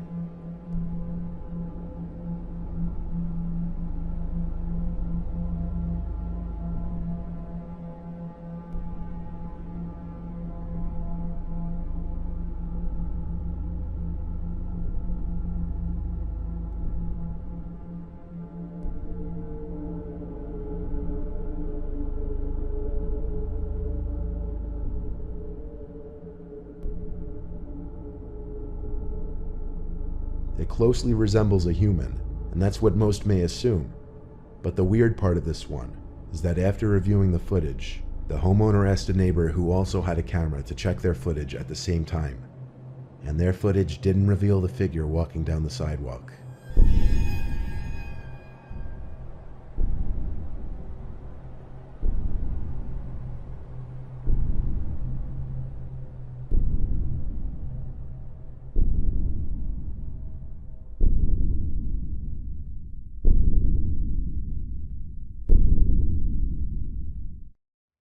This video is going to be a little different from my others, in that I'm going to focus on one story instead of three. Now to begin, everyone knows what a crawl space is, whether you have one or you don't. An unoccupied, narrow space within a home between the ground and the first floor, usually in place of a basement and used for storage. Usually the scariest things you'd find in a crawl space would be rodents or giant spider crickets jumping at you. But Jake Binger found something much more disturbing than any creepy creatures in his crawl space. In a nice area of Firestone, Colorado, Jake owns his own house where his girlfriend lives with him. Jake had met his girlfriend, who remains nameless, at a comedy club in town, and the two hit it off and would eventually start to date. At some point during this time, she opened up to him about her old abusive ex. She described her ex as a ticking time bomb, how he could at times be very sweet, and that she loved his more gentle side, but that he could switch to a completely different person just like a flick of a switch. And in this alternate personality of his, he was a very aggressive, scary man who would do things like fight bouncers at bars or punch holes in walls when angry, or even sometimes getting physical with her, and he got angry rather easily. Things would become so rocky between the two that eventually she would end things with her ex, but he didn't take that news well. She feared that her ex was stalking her parents' house at late hours of the night because either she or her parents would hear sounds from the backyard, like the gate slamming shut or the backyard shed door closing. Her ex disabled all forms of social media after the breakup, and she became so concerned for her well-being that she decided to move in with her current boyfriend, Jake. Now you may be wondering, what does this have to do with anything? Well, on one regular night that Jake's girlfriend wasn't in the house with him, he was in his living room when he heard noises from in the crawl space. He moved from his living room to his kitchen and sat at the island for a while, continuing to listen and hearing strange occasional thumping sounds from directly below him. It was at this time that he started to record a video for his Snapchat story, assuming what he was hearing was an animal of some kind, such as a raccoon.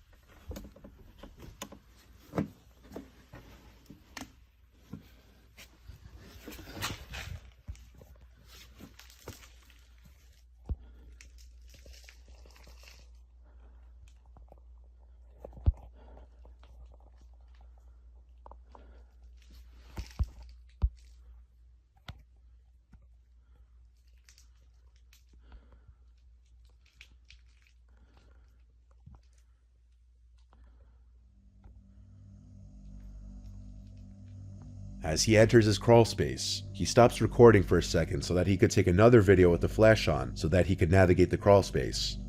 The crawl space appears to be mostly empty aside from some boxes that were tucked into one corner.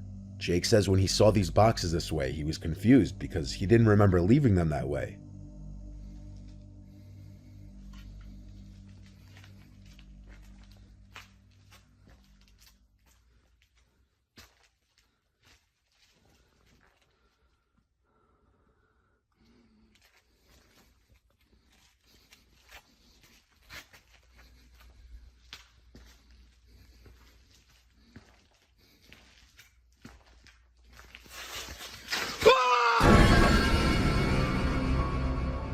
As Jake walks deeper into the crawl space where the left side expands further down, Jake says he heard a noise in one corner, like pebbles being scraped on the concrete floor.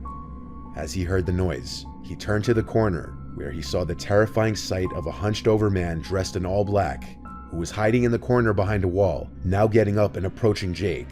Jake's scream sounded like a legitimate scream from somebody witnessing something as disturbing as an intruder hiding in their crawl space and then basically lunging at them.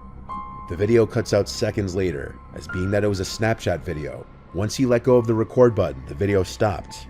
At this point, Jake explained that he ran back to the ladder of the crawl space, and as he climbed up, the man grabbed his foot and tried to pull him down. But Jake managed to kick his way out of the grip and slam the crawl space door in his face. Unfortunately, the door to the closet, which contained the crawl space door, didn't have a lock, so Jake's first instinct was to run to the kitchen and grab the biggest knife, then lock himself inside the bathroom. He heard the closet door open and then footsteps come over to the bathroom door, and then the man on the other side of the door try the doorknob. Not knowing what kind of weapons the person might have had, Jake didn't engage the intruder in a fight. Instead, he silently called 911 and kept the line going, and eventually, he heard footsteps quickly leave the house out the front door. Now Jake told the 911 operator about the break-in, and so police came to the house, conducted a quick investigation, and a police report was created for the incident. Jake's girlfriend refused to come to the house after hearing of the incident because she swore left and right that the man had to be her ex. It's impossible to make out any notable facial features on the man in the video. Jake says he saw that the man was wearing a black mask and his head was covered by a hood, which you can kind of see in the video. Jake also described the man to have a very tall-looking, intimidating stature, despite his hunched-over posture in the crawlspace. Jake's girlfriend's ex was a very tall man, and upon watching the video, she swears it looks just like his body. Of course, this is just speculation on her part, and without solid evidence, legally they don't have much of a leg to stand on as far as pressing charges. In the video though, loud thumping and hammering type sounds could be heard in the beginning. And after investigating, Jake found that the intruder had ripped through some of the insulation of the crawlspace and had been hammering at some of the wood in the ceiling of the crawlspace, and also some of the pipes. It's unknown why he was doing this. It was also discovered that the key that the couple hides in one of their sheds outside was missing, which already revealed how the intruder got inside, and might insinuate that the man who broke in had his eyes on the house for a while. Jake changed the locks on the door that same day, but his girlfriend has yet to return to that house, worried that it's now being stalked by her crazy ex-boyfriend. Jake has installed the Ring doorbell camera recently, and on several occasions, he's gotten a notification from his Alexa device that there's someone at his front door, but there's never anybody actually there. Not visibly, at least. While there isn't any solid evidence as to who the intruder was, it may be a strong possibility that it is in fact her ex-boyfriend. What started as a guy simply trying to get a funny Snapchat story of what he assumed to be a raccoon in his crawlspace turned into something much more horrifying, the start of a nightmare even.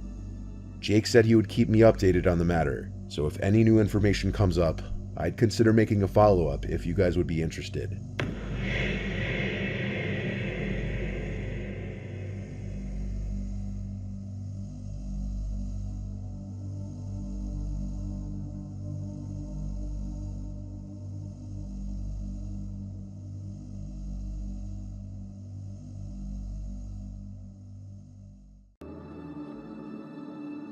The first haunted house on this list is Dead of Night. Dead of Night was an attraction run by the Chamber of Horrors on Long Island, New York that closed in 2015. It was regarded as one of New York's most extreme haunted houses, and it had one of the most horrifying haunt openings many had ever seen. Everyone waited in lines listening to a calming pre-recorded message saying, "We are here for your protection. Everything will be okay. You are safe. We are here to protect you and care for you. We love you. Nothing is real. All is well." Which was interrupted at intervals by an air raid siren and men in gas masks and suits who each grabbed an unsuspecting patron and dragged them into the attraction. However, you'd be lucky if you were dragged in. Some people were zipped into body bags and some were thrown over actors' shoulders and carried in. The attraction opened with this very strong abduction scenario. Then the focus shifted to humiliation, which included the smearing of strange substances on patrons' faces and even hitting people in the face with large and painfully heavy objects. Dead of Night has been discontinued from the Chamber of Horrors, but people to this day still hope to see it return. In Chicago, Illinois, there's a haunted house called Miasma, which is just as extreme, if not more extreme, than Dead of Night. Miasma is restricted to those 18 and older, and patrons may only enter alone. Patrons will be restrained, blindfolded, smeared with blood, endure heavy physical contact, and more. It's invite only, however, and patrons who receive an invite commonly describe the instructions in the email to be very vague but clear, and that was to not share the location of where they're going with anyone, to show up alone, and do not show up late. If the instructions were ever disregarded, the experience would end. All guests are asked to refrain from sharing details of the experience, making it harder to get many details about what goes on inside. But some patrons have described their experiences to involve physical pain, often leaving with claw marks on their skin, psychological torture, emotional distress, and a lot of violence. Miasma can be very physically demanding, forcing patrons to sometimes crawl through tight spaces. One patron said she at one point forgot she was in a haunted house and tapped out when it started to feel like she was genuinely in a life or death situation. The location isn't even revealed to guests until 24 hours prior, and allegedly the location always changes. Scarehouse the Basement. Underneath the regular, tamer attraction known as Scarehouse in Pittsburgh, Pennsylvania, used to lie what was known as the Basement at Scarehouse. which was a much more intense, immersive, and interactive experience than that of the one upstairs, and it was held inside a nearly 100-year-old historic and apparently actually haunted building. It's been closed since COVID, but it's rumored to be returning soon. You may enter in pairs or alone, though odds are not many people will be entering this place alone. The actors in this haunted house are incredibly convincing, and there's a lot of improvisation and dialogue as you make your way through each scene of what's basically your own personal real-life horror movie. It's not possible to make it from start to end without coming into contact and having to deal with the actors stopping you and messing around with you. There's extreme physical contact, sexual undertones, real electric shock, religious themes, very tight spaces, and much more. Like most attractions I'll talk about in this video, you must sign a waiver before entering. The basement can get so disturbing that the attraction appropriately has a safe word to yell out if a patron happens to feel violated or too uncomfortable. The Cult was an attraction located in North Conway, New Hampshire. The Cult had been called the ultimate in terror, only for die-hard fans of true horror, for those who want the experience of real-life terror to test your fears. It was an hour-long attraction and patrons had to walk through alone. Absolutely no groups allowed. Going through it, you would encounter violent situations, and the actors would lay hands on you many times. As the nervous patrons meet a man before entering the attraction who asks if they have any problems with darkness, heights, claustrophobia, eels, rats, bugs, needles, or being fully submerged in water, most of the patrons were already nervous of what they were getting themselves into. Patrons were given a red card on a lanyard. If one decided the experience was too much, they would give up their safety pass and it would be over. During the experience, patrons would be asked to step into a chairlift that led to a dirt path, which would then lead to a cabin where they would meet a man who would shove them into a booth, yell at them, spray them with unknown liquids, throw a bag over their heads, and then carry them outside, where the simulated torture continued. As patrons continued on, it only got worse. Throughout the attraction, patrons would encounter live animals, for example being forced to have snakes or cockroaches crawl on them, forced edibles, for example being forced to drink what the actors would claim as animal urine, extreme violence, and much more. The Cult has been closed since 2013. The Blackout Haunted House was an attraction that had two locations, one in New York and one in California. It featured extreme violence, full frontal nudity, forced edibles, submersion in water, physical contact, and patrons had to enter alone. Patrons were abducted in vans, waterboarded, and even rolled naked in a sheet of plastic and forced to walk barefoot down a hallway. Said hallway would lead to a scene with a horrifically tall figure and frail woman, and if I described the scene, this video would probably get age restricted. As a patron would pass, the tall man would stand up, exposing his body, and then threaten to make physical contact with the patron. Blackout overall relied on darkness, loud noises, violence, and sexual situations to terrify its customers. Until around 2015, it had been a solo-only experience, but starting in, I believe, 2016 or 2017, patrons were allowed to enter in groups. It seems Blackout hasn't been open for the past 2 seasons.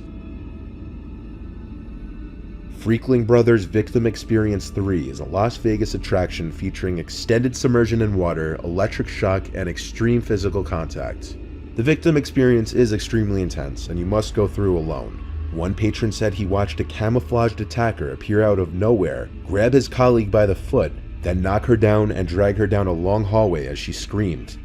He was left alone in the darkness until the attacker came back for him and threw him over his shoulder. Patrons will experience electric shock at some point, as well as the feeling of near drowning as they're submerged underwater for extended periods of time. As the title of the attraction suggests, once you enter, you are a victim. You will experience pain and you will be tied up, and you may be carried and thrown. Freakling Brothers actually run 3 haunted houses every year: Castle Vampire, Circus of Horrors, and Gates of Hell. The Gates of Hell became one of the first haunted houses in the country to be R-rated due to graphic content and their requirement of patrons to be over 18 and sign a waiver. The Victim Experience takes place in the Gates of Hell attraction, and it simulates what it would be believed to be like to die and actually go to hell.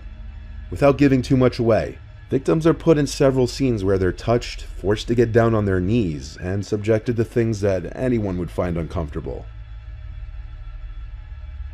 The Raven's Nest was one of the lesser-known extreme haunted houses, and it's been closed since 2009. It had been closed after it was deemed as too extreme by the town. Raven's Nest featured actors who were paid to induce pain on the patrons, as well as other humiliating methods of torture. The owner, Mike McNair, would hire mostly larger and more intimidating actors who would be capable of easily picking up, tying, or shoving patrons.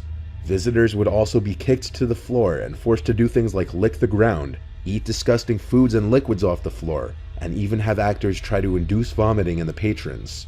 The attraction also played with claustrophobia, having patrons crawl through air vents filled with real cockroaches and spiders, as well as constant tight and cramped rooms and pathways. There was no safe word, which may have been a small factor in the eventual closing of the Raven's Nest. Many of you definitely have heard of this last one, McCamey Manor. This San Diego attraction, if it could even be called that, shouldn't even be in the same category as regular haunted house attractions. This place tops the list because it tends to use extreme scare tactics that are off limits to professional attractions. It also can't be said that what goes on in this place is safe. Participants are covered in blood, forced to eat disgusting things, threatened with power tools, stuffed in a clothes dryer, submerged in water for extended periods, physically assaulted, and even given an unwanted haircut. Participants often leave covered in blood, commonly their own, and so far nobody has made it through to the end. There used to be no safe word, and they would only pull the plug when medically necessary. This place plays with people's fears of claustrophobia with tight spaces and corridors, people's fears of spiders with restrained victims having up to or even more than 4 tarantulas crawling over their faces, people's fears of clowns, and just about anything else you could think of. Perhaps one of the more shocking parts is that the experience can go on for up to 10 hours, obviously a big contributor to why nobody's made it through to the end yet. For a long time the place didn't have a safe word, and Russ, the owner, only added one after he was told he legally needed to.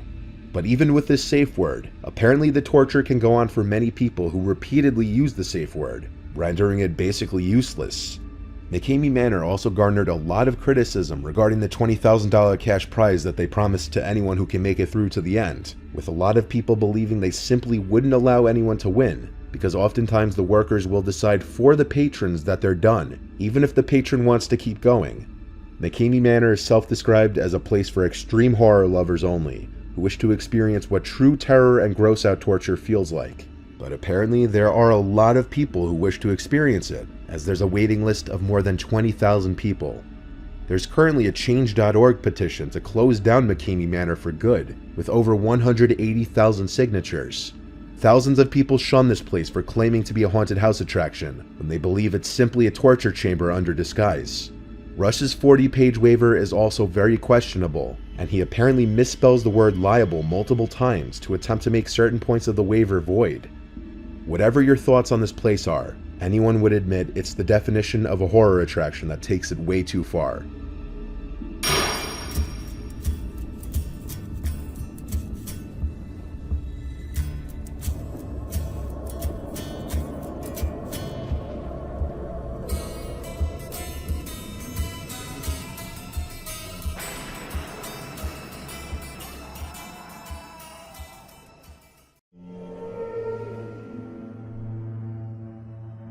West Bengal, India has its fair share of allegedly haunted places, but perhaps none are as creepy or as intriguing as the Aliyah ghost lights. In the swampy marshes of West Bengal, there have been many sightings of these lights called Aliyah or jack-o'-lantern. They're described to be a flickering ball of light that emerges usually in the marshy regions of West Bengal and Bangladesh, and they've been attributed to being the cause of death of many fishermen.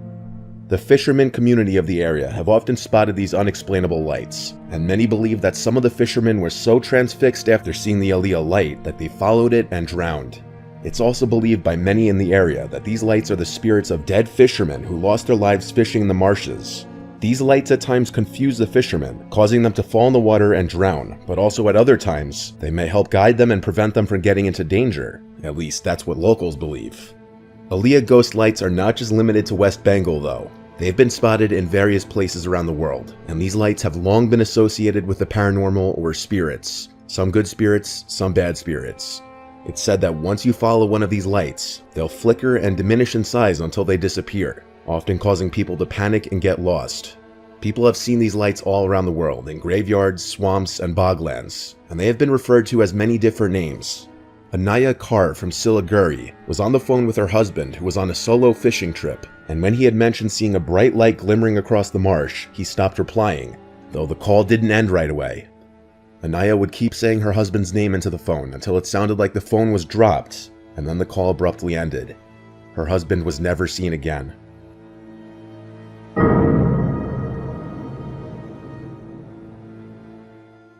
In 2014, taxi drivers in Ibadan, Nigeria were starting to disappear, and while there was no outward evidence of any sort of foul play at first, people started to become suspicious when more and more people would disappear and mysterious-looking strangers would be lurking the area. Police were notified of the disappearances, but reportedly were uncooperative, refusing to investigate further and saying that the men had likely just run off. As the disappearances continued in the area, there was still no official response until a motorcyclist riding down a highway claimed that he had heard some crying out for help from the forest. On March 22, 2014, police finally went about investigating the forest, where they would stumble across a literal house of horrors. There, tucked away in the trees, was a seemingly abandoned building from which emanated a vile stench. Upon entering the building, they were met with countless decomposed human corpses, most of which had been bound with chains. As the search of the place continued, police began turning up other human remains in the surrounding area, many of them having been butchered and missing limbs, some of them even still bound with chains.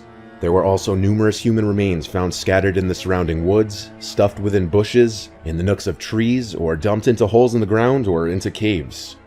The corpses and remains were in various states of decomposition, many of them missing limbs or internal organs. In total, over 20 decomposed human bodies and hundreds of human skulls were found in the forest, and there was a separate building full of only personal belongings of the victims, including licenses, clothing, and even children's toys. 15 people were rescued who were chained up in captivity, all severely malnourished. When police interviewed them, in most cases they could not identify the people who had taken them, but they described that they had been kidnapped, tortured, and kept in shackles with once-a-week feedings. However, a few claimed that the men who kidnapped them had been government officials, or at least were posing as them. The answers as to what exactly happened here have not been made completely clear, and it's unknown who took these people or where they went, and while some arrests were made, no one has been officially charged with any of it. On January 2, 2000, Zeb Wayne Quinn went missing in Asheville, North Carolina. Zeb was 18 years old and working at a local Walmart in the electronics section when he disappeared after finishing his shift. At around 9 p.m., he had plans to travel a moderate distance with his coworker Robert Jason Owens to buy a new car. Zeb met Robert in the Walmart parking lot before they drove separately to look at the vehicle. The two men were seen on surveillance footage at a nearby gas station at approximately 9:15 p.m. purchasing sodas at a convenience store. According to Robert, after leaving the gas station, Zeb signaled for him to pull over by flashing his headlights. Zeb told him that he had received a page and needed to return the call. After he returned from using a payphone, Robert described Zeb as frantic and nervous. Zeb told him that he needed to cancel their plans to view the car, and he eventually sped off, rear-ending Robert's truck in the process. Hours later, Robert was treated at a hospital for fractured ribs and a head injury that he claimed was due to a second car accident that same evening. No accident report was ever filed with police. The following afternoon, Zeb's mother Denise filed a missing persons report. 2 days after he was last seen, a man claiming to be Zeb placed a phone call to the Walmart where he worked. The man told Zeb's coworker that he would not be coming to work due to coming down with a fever, but the coworker recognized that the voice was not Zeb's. The phone call was placed back to a Volvo plant where Robert worked. When questioned, Robert admitted to making the phone call, claiming that he was doing Zeb a favor after he called and asked Robert to call in sick for him. During police investigations, a woman named Misty Taylor was interviewed, as she and Zeb had become romantically involved in the weeks prior to his disappearance, and he had told friends and family that he had been threatened by her abusive boyfriend, Wesley Smith, after he discovered that the two of them had been speaking. On January 6, 2000, Zeb's mom received a phone call from a former classmate of her son, who happened to be a coworker at the Asheville hospital where both were nurses, who told her that she had seen his car in the parking lot of a barbecue restaurant next to the hospital. Police examined the car, which had been left with its headlights on, but there was also a pair of lips and an exclamation mark drawn on the car's back windshield in lipstick, and a live puppy was found inside. A plastic hotel keycard was also discovered in the vehicle, but police couldn't find the source hotel. There was also a jacket that didn't belong to Zeb in the car. Police collected forensic evidence from the car, but uncovered no new leads. Zeb's mother believes that the car was placed there by somebody that knew that his family worked and lived nearby, intending that one of them would find it. A couple later called police to report that they had seen Zeb's car being driven in downtown Asheville before it was parked at the restaurant, and assisted police in producing a composite image of the person driving the car. Police later noted that the sketch looked identical to Misty Taylor. Robert Jason Owens was arrested in 2017 for the murder of Zeb. However, in his plea agreement in July of 2022, just last month, Robert's story went that his uncle Gene, who died in 2017, knew Misty Taylor's aggressive boyfriend and was asked to do something to keep Zeb away from her, and Robert said his uncle's remedy was murder, though he said that he played no part and only witnessed it. The judge accepted Robert's plea and sentenced him to 150 to 189 months in prison, which will be served concurrent to a 60 to 75-year sentence he's currently serving for the murder of a couple in 2015, which is an entirely different story of its own. Regarding Zeb's murder, no one can really know for sure what actually happened.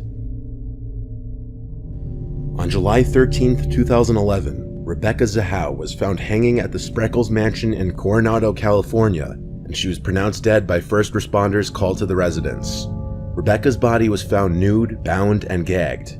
Her death occurred 2 days after 6-year-old Max Shackney, the son of her boyfriend Jonas Shackney, had fallen from the staircase of the mansion and was held in a hospital in critical condition. Rebecca and her younger sister Zena were the only people present at the time of Max's fall.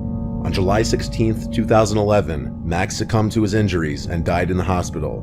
Rebecca's death was ruled a suicide, but her sisters don't buy it and have long pressed their point, waging battles both with authorities and possible suspects. On July 12, 2011, Rebecca dropped off Zena at the airport for her flight back to Missouri, and then picked up Jonah's brother Adam, who had just arrived on a flight from Memphis, Tennessee. Rebecca, Jonah, and Adam ate dinner with a friend named Howard that evening. Afterwards, Rebecca and Adam returned to the Spreckles mansion, while Jonah held a vigil for Max with the child's mother, Dina Romano. There were reports of loud music coming from the Spreckles mansion later that night. On the morning of July 13th at around 6:45 a.m., Adam stated that he found Rebecca's nude body hanging from a balcony, with her wrists and ankles bound and her hands behind her back. He called 911 at 6:48 a.m., then sent a text message to his brother to inform him of the news. He cut down her body before the police arrived. Medics attempted to revive her, but it was already far too late.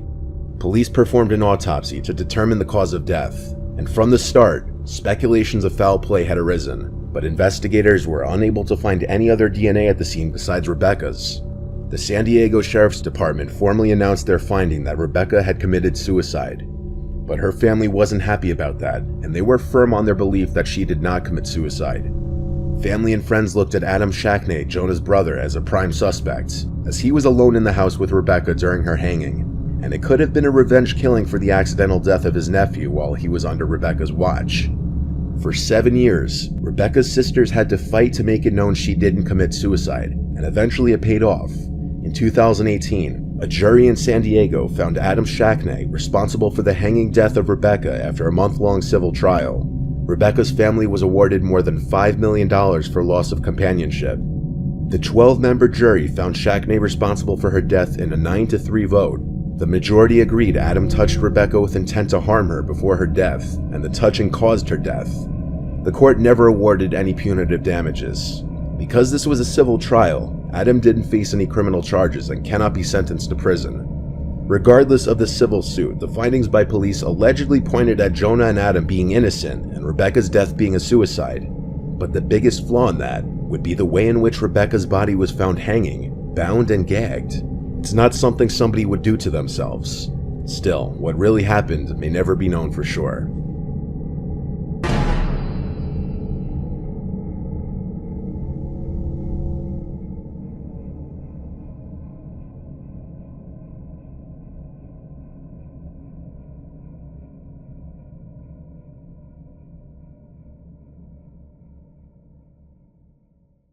Friday the 13th has long been considered a date cursed with bad luck. It's largely been a date that people look at as an excuse to do scary themed activities like binging scary movies. But this is the first year since 2017 that Friday the 13th falls in October. So for this video, we're looking at some of the most terrifying events that have actually taken place on the notorious day of bad luck. Tupac Shakur, better known as a stage name simply as Tupac, was an American rapper widely considered to be one of the most influential and successful rappers of all time. Tupac was arguably responsible for some of the most memorable rap verses in history. And while much of his notoriety came about after his shocking death in the mid-1990s, he's still remembered and talked about today. On the night of September 7th, 1996, Tupac was in Las Vegas celebrating his business partner's birthday. And one night while there, he attended the Bruce Seldon vs. Mike Tyson boxing match with Suge Knight at the MGM Grand. Later that night at about 11:15 p.m., while at a stoplight, a white four-door Cadillac sedan pulled up to the passenger side of Tupac's vehicle, and an occupant rapidly fired into the car. He was hit 4 times, once in the arm, once in the thigh, and twice in the chest, with one bullet entering his right lung. Tupac succumbed to his injuries 6 days later on September 13th, which was a Friday. The case went unresolved, with people suspecting his friend Suge Knight and even rapper Biggie Smalls of the murder. But recently on September 29th, 2023, 60-year-old Dwayne Keith Davis was charged in the killing of Tupac. Dwayne is not accused of being the one to pull the trigger that night in Las Vegas, but he is, however, being accused of having been the one to call the hit on Tupac. The trial is still currently in progress.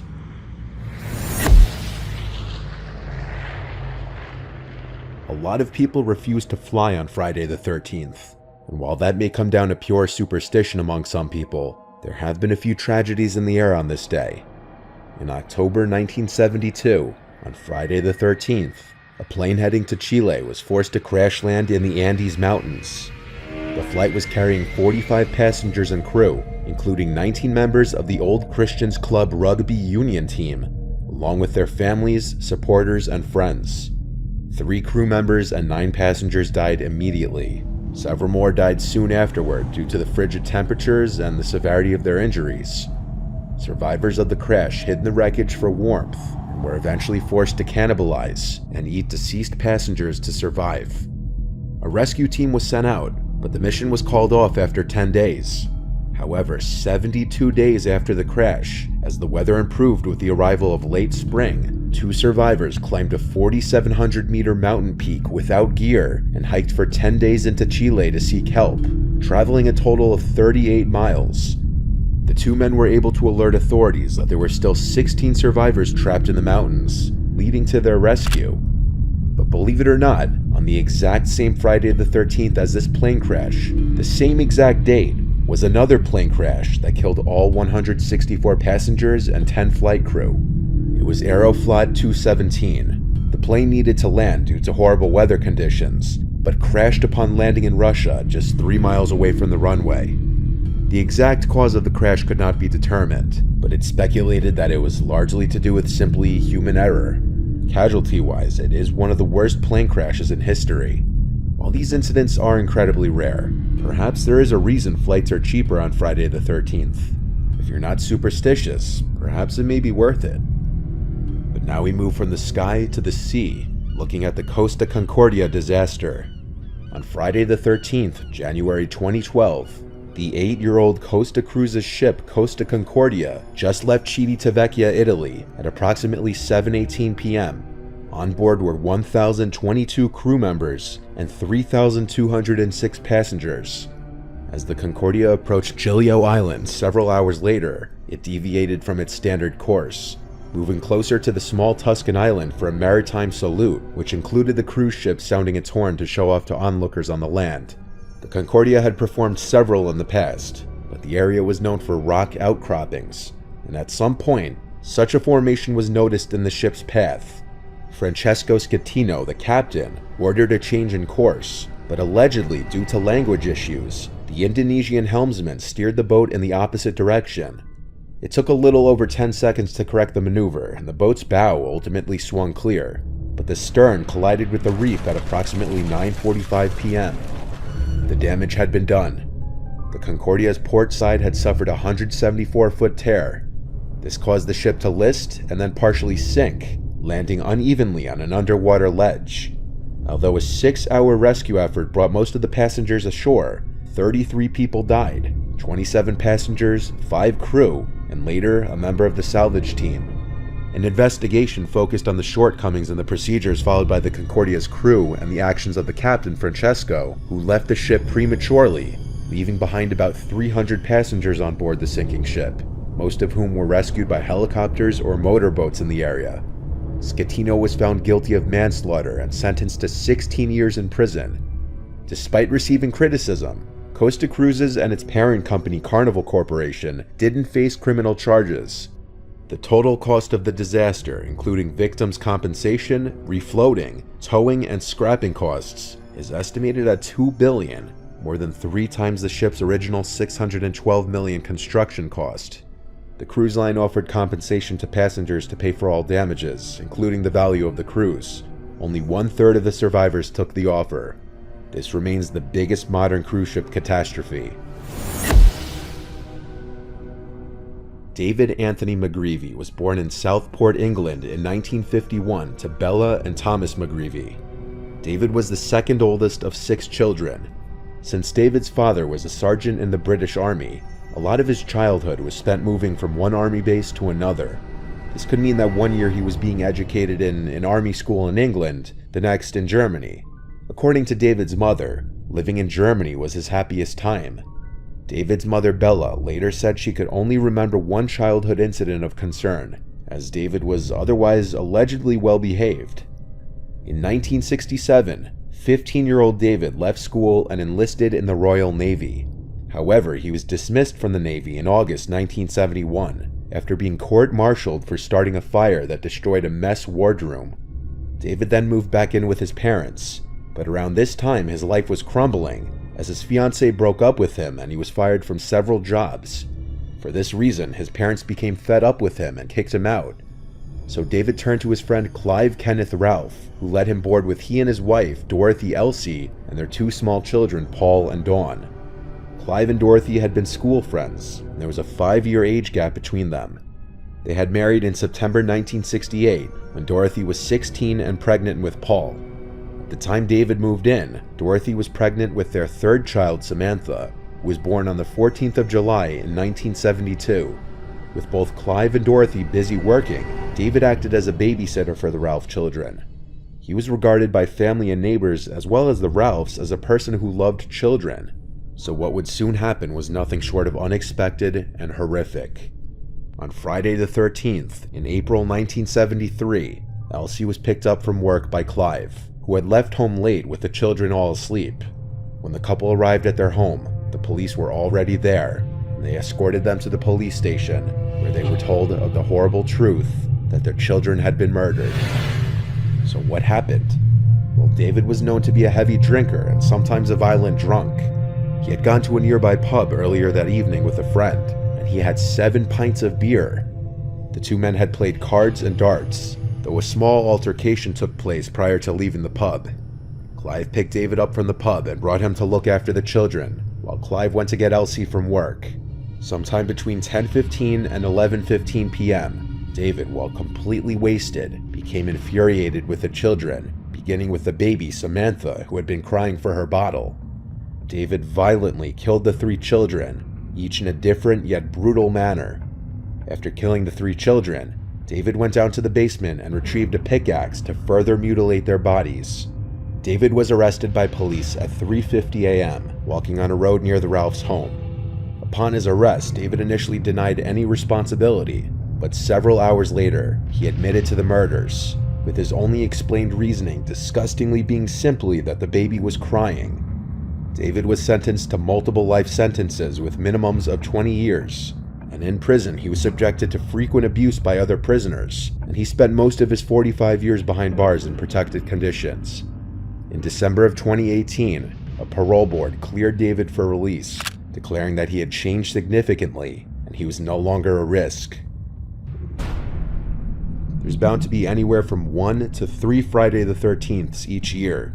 If you are superstitious and choose to be more low-key on this inevitable date in an attempt to escape any bad luck, you may end up like Daz Baxter.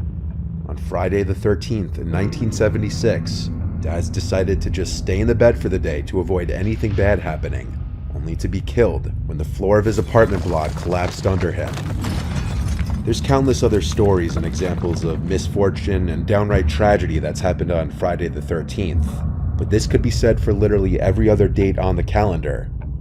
At the end of the day, maybe it's just another day.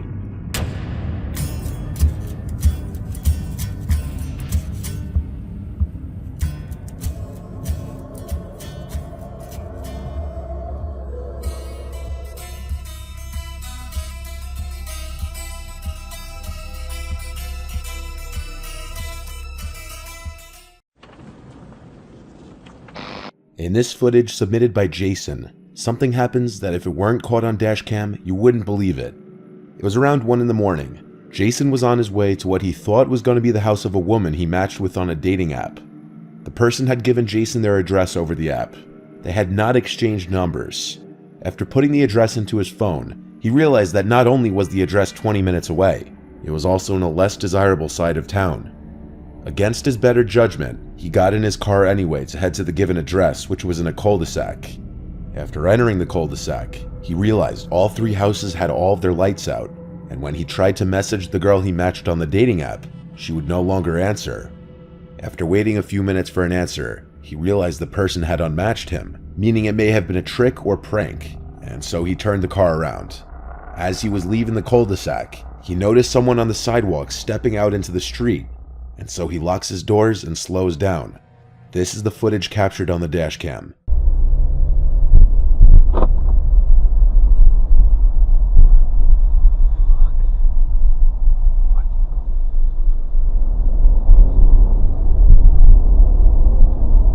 The footage is kind of grainy, so it's hard to make out some of the smaller details. But basically what happened was Jason slowed down as he saw a masked person walking into the middle of the street, immediately knowing something was off because there was nothing across the street except a busy highway.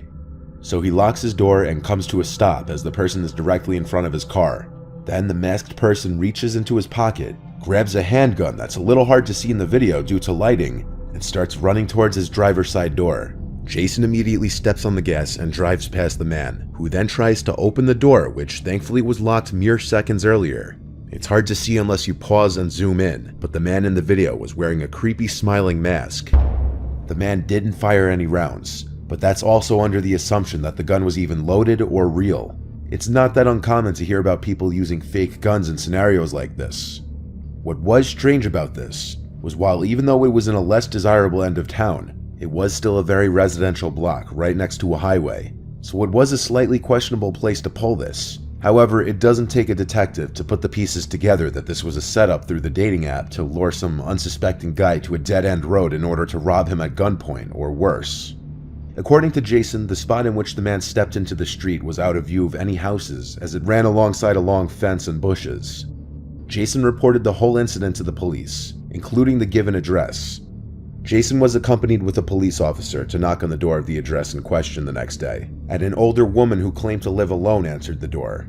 She claimed she had nothing to do with it, and that's obviously pretty likely to be the truth, meaning a random person simply chose that address because the street was low-key and hidden, debatably a perfect spot to try and set somebody up.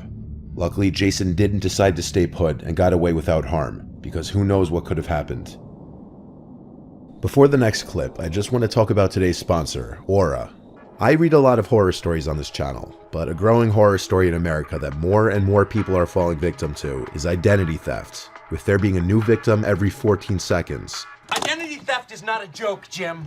You may be unpleasantly surprised to learn how easy it is for your information like passwords to be leaked in a data breach. And with this information, hackers and scammers can gain access to a whole lot more of your information.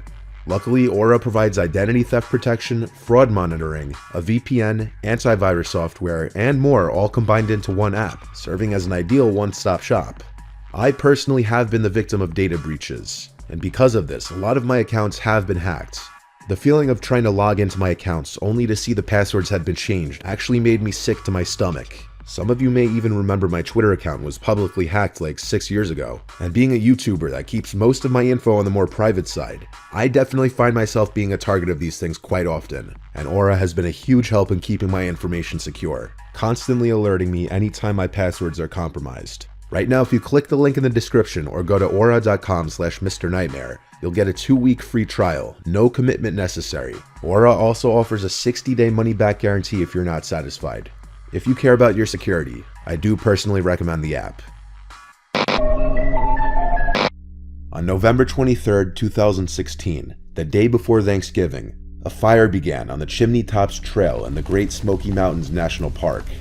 The fire was sparked by a group of kids playing with matches in the woods, and it was fueled by unusually high winds. Flames erupted in a remote area with steep terrain that made access to the fire difficult for firefighters. Crews spent 3 days working to create a containment area lower down the mountain. Helicopters flew overhead doing bucket drops to attempt to slow the spread of the fire. On the 4th day, winds picked up and the fire spread, but the Gatlinburg fire chief said projections showed no immediate threat to Gatlinburg. Despite the predictions, on Monday, November 28th, dry weather and extreme winds caused the fire to grow rapidly. That evening, wind gusts of up to 87 miles per hour sent embers flying into Gatlinburg, wreaking havoc on the city and surrounding communities. Town officials reported that evacuation alerts were sent out to residents' cell phones, but many residents said they never received any alerts. 14 people were killed and 191 people were injured in the fire. The flames destroyed nearly 2,500 homes and left an estimated $2 billion worth of damages. Resident Michael Luciano recorded his and his stepbrother's horrifying escape down the mountain. During the drive down, just about every single passing cabin is seen engulfed in flames. Oh, shit. God.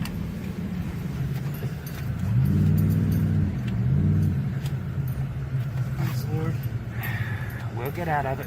Hit the gas. I can't see. You can see. Why is every cabin on fire? Fuck. I don't know about this. Dude, this started at Natty Branch. We're going the wrong way. What?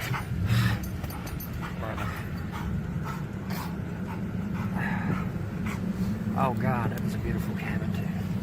Not now. And at multiple points, the two men find themselves stuck behind fallen trees.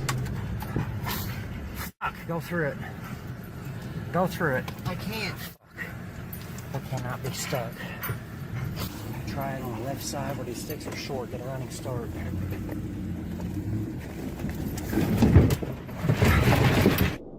Even at one point getting stuck behind another driver, which happened to be an old man who rolled his window down to tell Michael that he couldn't see.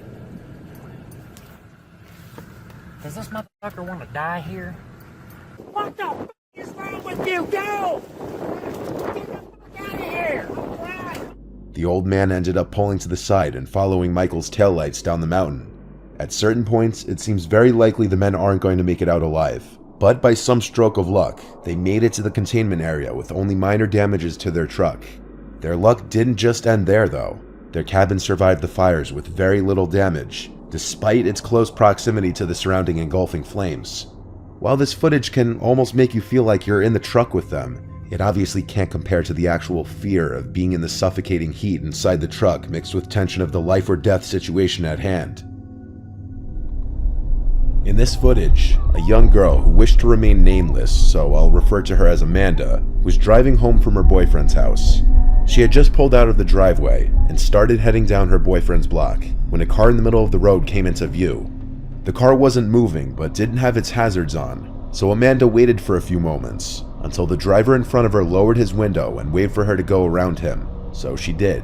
Upon passing the car, she quickly realized the car behind her started moving as well, which at first wasn't too weird, but it became clear very soon that the car was following her after it started making the same turns she made. She started to make as many random turns as possible, and sure enough the car behind her stayed on her tail.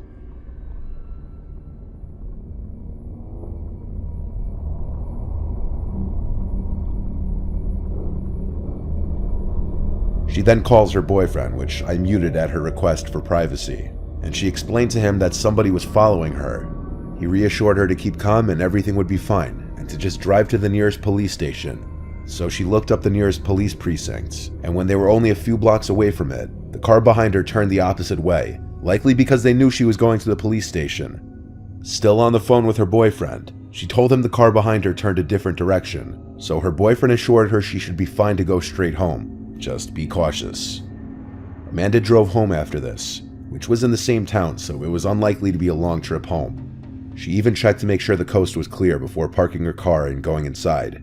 But later in the night, she woke up to this.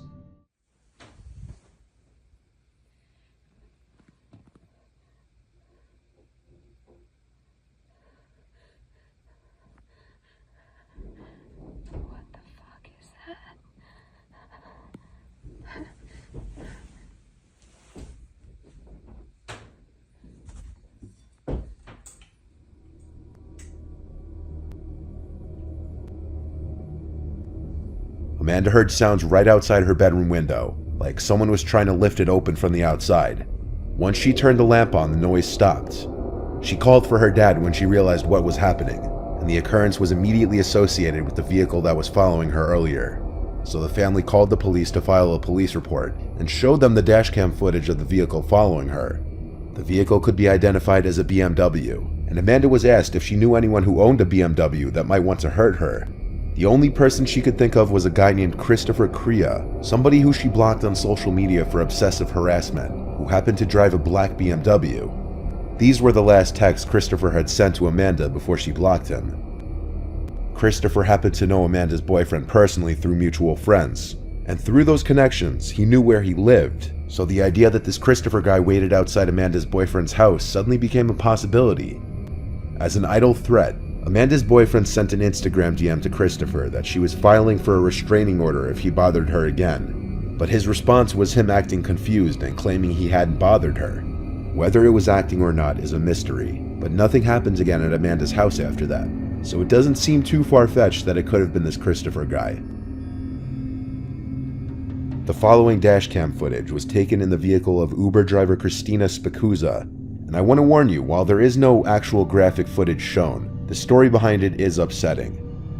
38-year-old mother of four Christina Spikuza was doing some night drives on February 10th, 2022, when 22-year-old Calvin Crew used his girlfriend's phone to order an Uber. Christina accepted the ride and picked Calvin up. He gets into the car in a sketchy mask covering his entire face except for his glowing eyes. She greets him by asking for Tanea and how are you today, but he doesn't answer either question, or if he did, it was likely an inaudible grunt.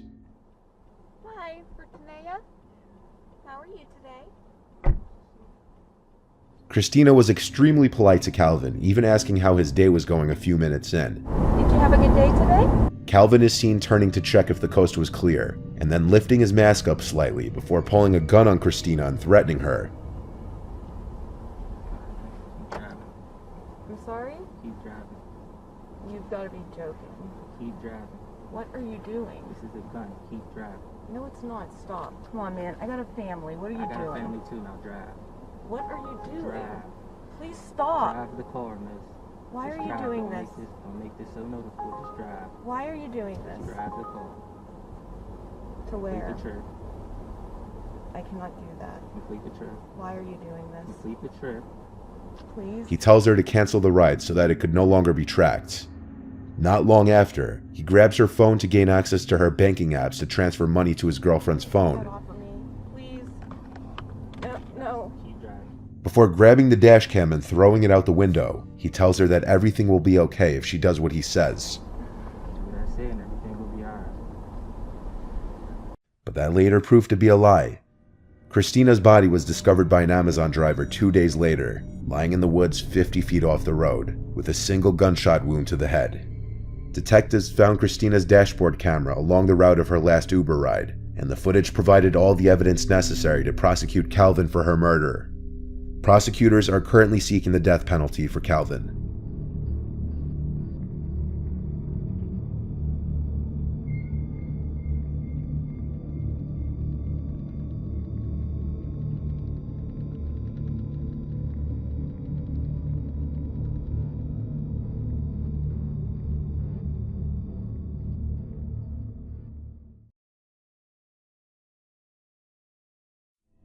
I was looking for a car to buy for my son for his 18th birthday. I was searching all the typical car websites, cars.com, eBay Motors, They were all overpriced as expected. Craigslist was the only place to find an actual deal. About a week into my search, I found an 03 Toyota Camry. It had 67,000 miles, no accidents, no damage, and good condition for only $3,500. This seems like a steal for such a reliable car with such low mileage. The seller lived about 10 miles from me, which was a reasonable drive when looking for a car. I gave him a call to set up a time to come check it out. The man sounded normal on the phone. He assured me that there were absolutely no problems with the car. He introduced himself as Bob. I brought along $3,500 in cash, even though I planned on wiggling down the price as much as possible. I pulled up the dirt road to Bob's property about 15 minutes early. It was a tiny little house with a decent-sized property, only because it was a bit far from the nearest neighbors.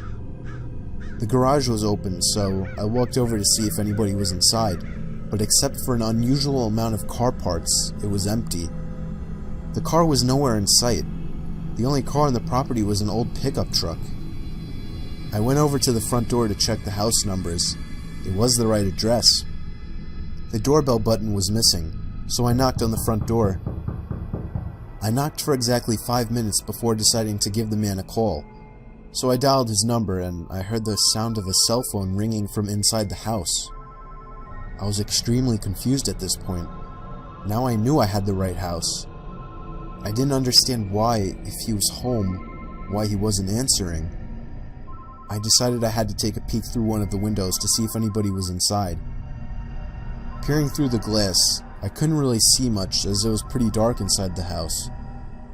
I saw a very old-fashioned dining room set, but across from that, I saw somebody standing at the back door of the house, staring outside. I figured that must have been Bob, so I knocked on the window, but he didn't even move. There was no gate or anything to the backyard. It was just a wide open yard since this wasn't a rural area. I simply walked around the house to the backyard. I didn't understand how he couldn't hear me. When I got to the back door, I made a shocking realization. The figure standing by the door was a taxidermied human being. I ran straight back the way I came and back to my car. I looked up one last time before driving off. The blinds to the window I had peeked into had been shut, but I could see two of the blinds bent open. Somebody was at that window watching me. You can probably guess I had the gas pedal to the floor the whole way home. The whole situation still makes no sense. All the car parts, the fact that there was no Toyota Camry, the taxidermied human being. The fact that there was no car there leads me to believe that whoever that man wasn't planning on selling me anything. And that also leads to the disturbing thought that I was very close to becoming a lifeless statue staring out that man's back door.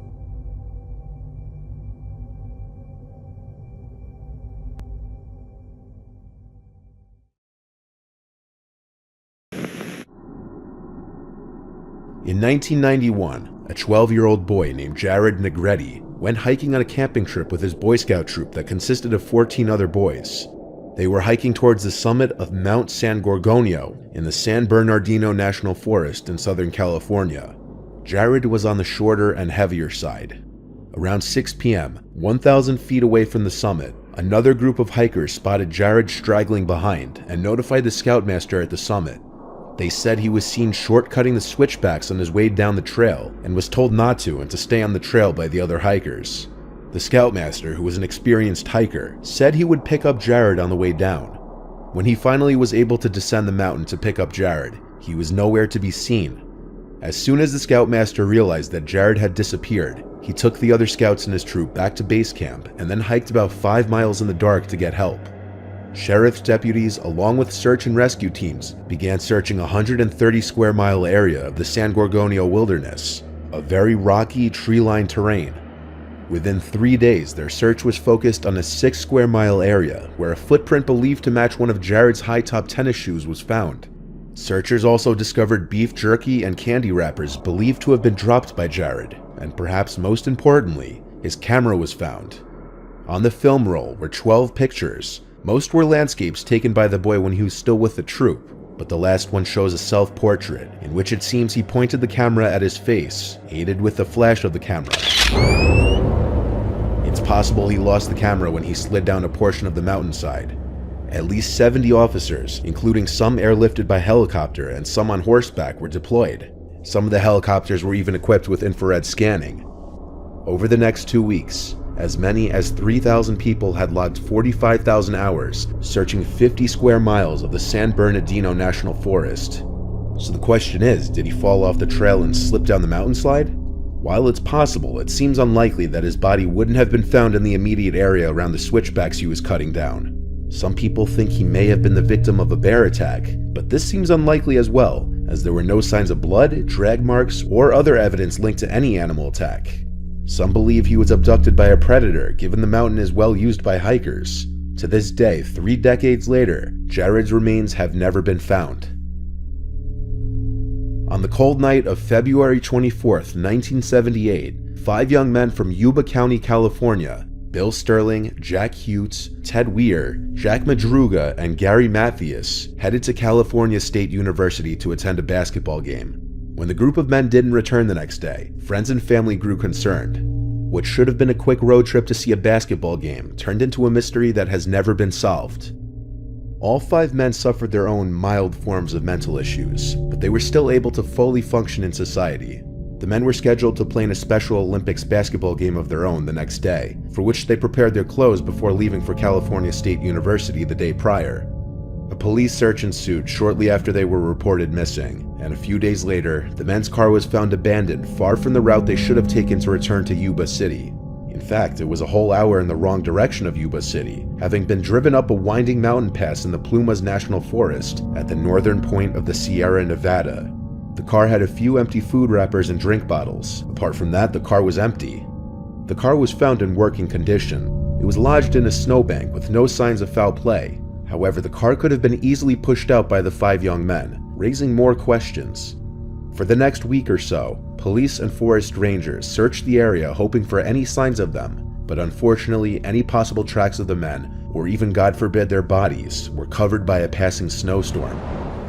Multiple sightings of the 5 young men were reported, but none led to their discovery. First, a man named Joseph Scones called police, saying he saw the group of men on the Friday they disappeared, while he was trying to push his stuck car out of the snow. Joseph suffered a mild heart attack while trying to push his car out, and when he saw flashlight beams outside his car and a small group of men, he tried to call and ask the men for help, but they suddenly disappeared as if they ignored him. A second witness said she saw 5 men in a red pickup truck on Saturday and Sunday, an hour from where the car was abandoned. She told police that 2 of the men came into her store to buy food and used the phone while the rest stayed in the truck. Their disappearances continued to baffle everybody, even more so when the snow melted months later, in June of that same year, because more questions arose. A local man noticed a broken window on a Forest Service trailer, and when police inspected it, they found the dead body of Ted Weir inside. He appeared to have died from starvation, despite having food readily available nearby in the trailer. He was wrapped in many layers of blankets, and his feet were badly frostbitten. But what makes no sense is the fireplace, which could have been easily set up and could have kept him warm, was completely untouched, and on top of that, warm snow clothes that were found in the trailer were unused by Ted.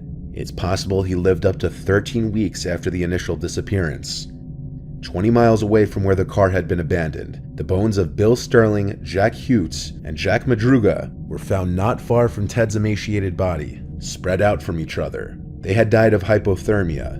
Strangely, Gary was never found. Only his shoes were discovered in the nearby woods. To this day, no one can figure out why the group had gone in the direction they did, or why they left their perfectly functioning car, which the 5 men could have easily pushed out from the snow, only to separate from each other and eventually starve or freeze to death. On top of this, all of their families agreed that it was uncharacteristic of them to not help John Scones push his car out from the snow when he called out for help, and why Ted didn't even attempt to start a fire or the trailer's heating system, or eat the food found in the trailer, still makes no sense at all.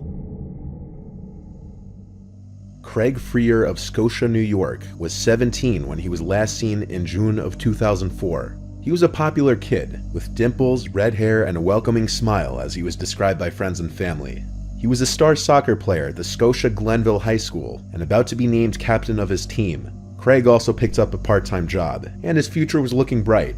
There were a few colleges interested in offering Craig a scholarship for his athletic abilities, and one could say the world was truly his oyster. But that all changed on June 27th, 2004.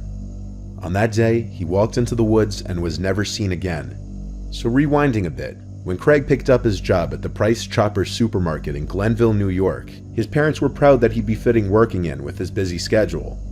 On the dreaded day of Craig's disappearance, he was seen by his parents walking out of his home for what would be the last time. His parents were under the impression he was going to work. His mother, Veronica, had even seen him carrying his uniform with him to his car. But when she went to go shopping at the supermarket later where Craig worked, just a few hours after he left home for his shift, she was confused when there was no trace of him. Veronica learned that Craig had actually lost his job at the supermarket after 2 months of employment and had been hiding it from his parents. He had been pretending to work there for weeks after his termination, so that his parents wouldn't know he was no longer employed.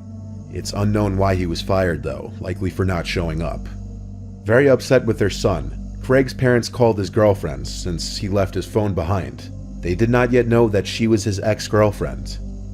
They called her to see if they knew where he was, and at first she said she had no idea, but after a second call, out of guilt, she admitted that he was with her. Veronica lectured Craig over the phone, telling him that he needed to come home right away and that they needed to talk to him. Little did they know he was visiting her because he was upset about their recent breakup. Craig said goodbye to his ex-girlfriend and left her apartment located in Scotia as well, and according to his ex-girlfriend, she watched as he walked towards his car, but then stood still for a moment, then darted off in the opposite direction, as if something had scared him and he was running away from imminent danger. However, if that were the case, it would have made more sense to drive away. Before this, he told his mother he would be home in 10 minutes over the phone, the time it would take to drive from his ex-girlfriend's to home. Around the time that call ended, Craig's dad arrived at the complex and saw his son's car was still parked outside. By 5 p.m. that day, Veronica had reported her son missing, and at first police weren't too interested, assuming it was just a normal kid running away for the day because of an argument with parents. But as hours turned into days, and when the investigators found out that he didn't have his phone or wallet with him at the time of his disappearance, they agreed something was wrong and began to further investigate. Police hit a big lead when a few teenagers came forward to tell police that they had seen Craig or someone matching his description walking along the railroad tracks behind his ex-girlfriend's apartment complex, and shortly after, he was seen entering the woods. They claimed that when they tried to call to him, he motioned for them to be quiet with his finger to his lips, and then just kept on walking, disappearing into the woods. Investigators started searching up and down the railway line with no luck. Police dogs were used while searching the woods, even checking the nearby Mohawk River, but all these searches turned up nothing, as if Craig had just vanished into thin air. Of course, after 2 decades, police investigations have largely scaled back, but in 2021, a new lead was discovered. One of Craig's co-workers at the Price Chopper supermarket told investigators that sometime between June 27th and June 2nd, 2004, he saw Craig in the passenger seat of a car traveling north on Route 50 in Glenville. According to the witness, the car stopped at the traffic lights on Sheffield Road before turning left and disappearing up the intersecting road. Craig's family is still hoping that one day they'll learn the truth about what happened to their son. For a well-liked 17-year-old with such a bright future, no one can seem to understand how or why he'd just vanish into the woods. And lastly, here's one many of you may have heard before, but still remains one of the creepiest national park disappearances I've ever heard. In March of 2014, 2 Dutch young women, Chris Kremers and Lisanne Froon, went to Panama for a vacation to reward themselves for graduating. To make it a little more upsetting, the 2 had taken on extra shifts the month prior in order to pay for it. Reaching Panama, they soon headed for the town of Bouquet, where they were hosted by a family. Shortly after, on April 1st, 2014, Chris and Lisanne vanished as they were hiking the trails in the forest around the town of Bouquet, which in of itself was strange because they were scheduled for a tour guide by the name of Feliciano to assist them on the trails for the following day. The 2 women made their way for the trails, accompanied by the host family's dog named Blue. When Blue arrived back home later that evening without the girls, the family became concerned and tried contacting the mother of Lisanne, who then proceeded to try to make contact with her daughter, but to no avail. On April 2nd, the following day, Feliciano was waiting for the girls to show up for their hike, but they never Y la arrived. persona que por un evento que teníamos pendiente de hacer el día miércoles a las 8 de la mañana les fui a buscar, no las encontré y ya al darnos cuenta que no habían dormido en su casa donde habitualmente estaban con la familia, al día siguiente. He went to the home of the host family the girls were staying at, but they weren't there as well. In fact, most of the women's belongings were still there prior to their disappearances. The women did have their cell phones, but they wouldn't answer any attempted calls. As panic began to set in with everyone, the police were contacted and an extensive search began, with the help of everyone from farmers and locals to detectives, search dogs, helicopters, and more. The search lasted for 10 days, yet no trace of Chris and Lisanne were found.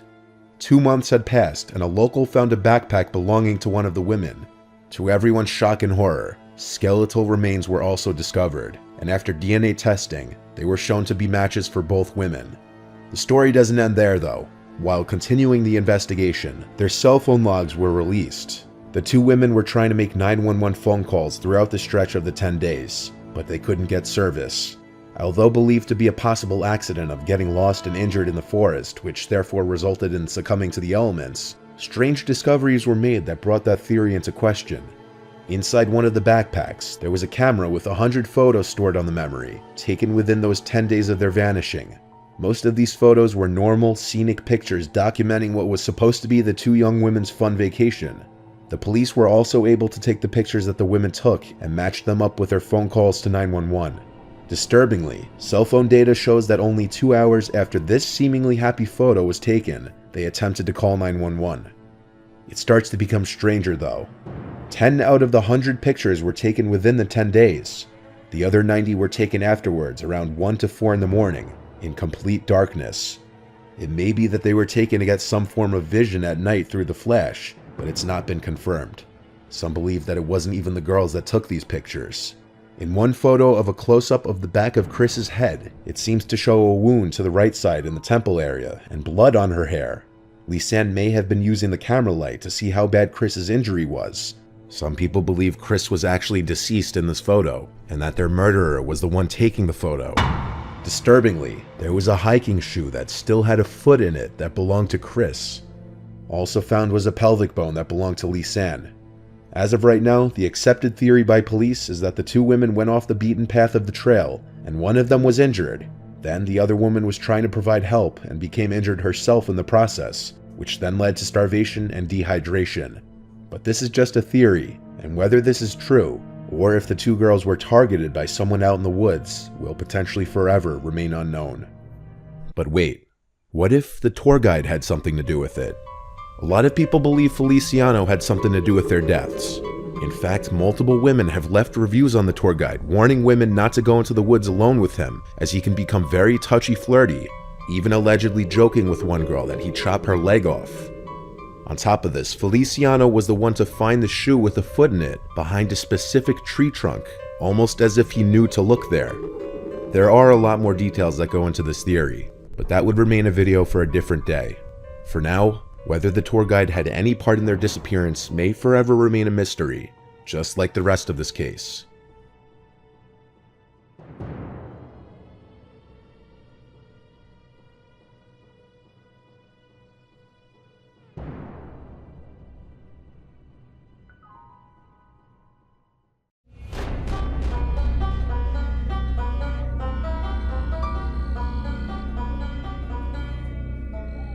This first ad is in the spirit of Halloween.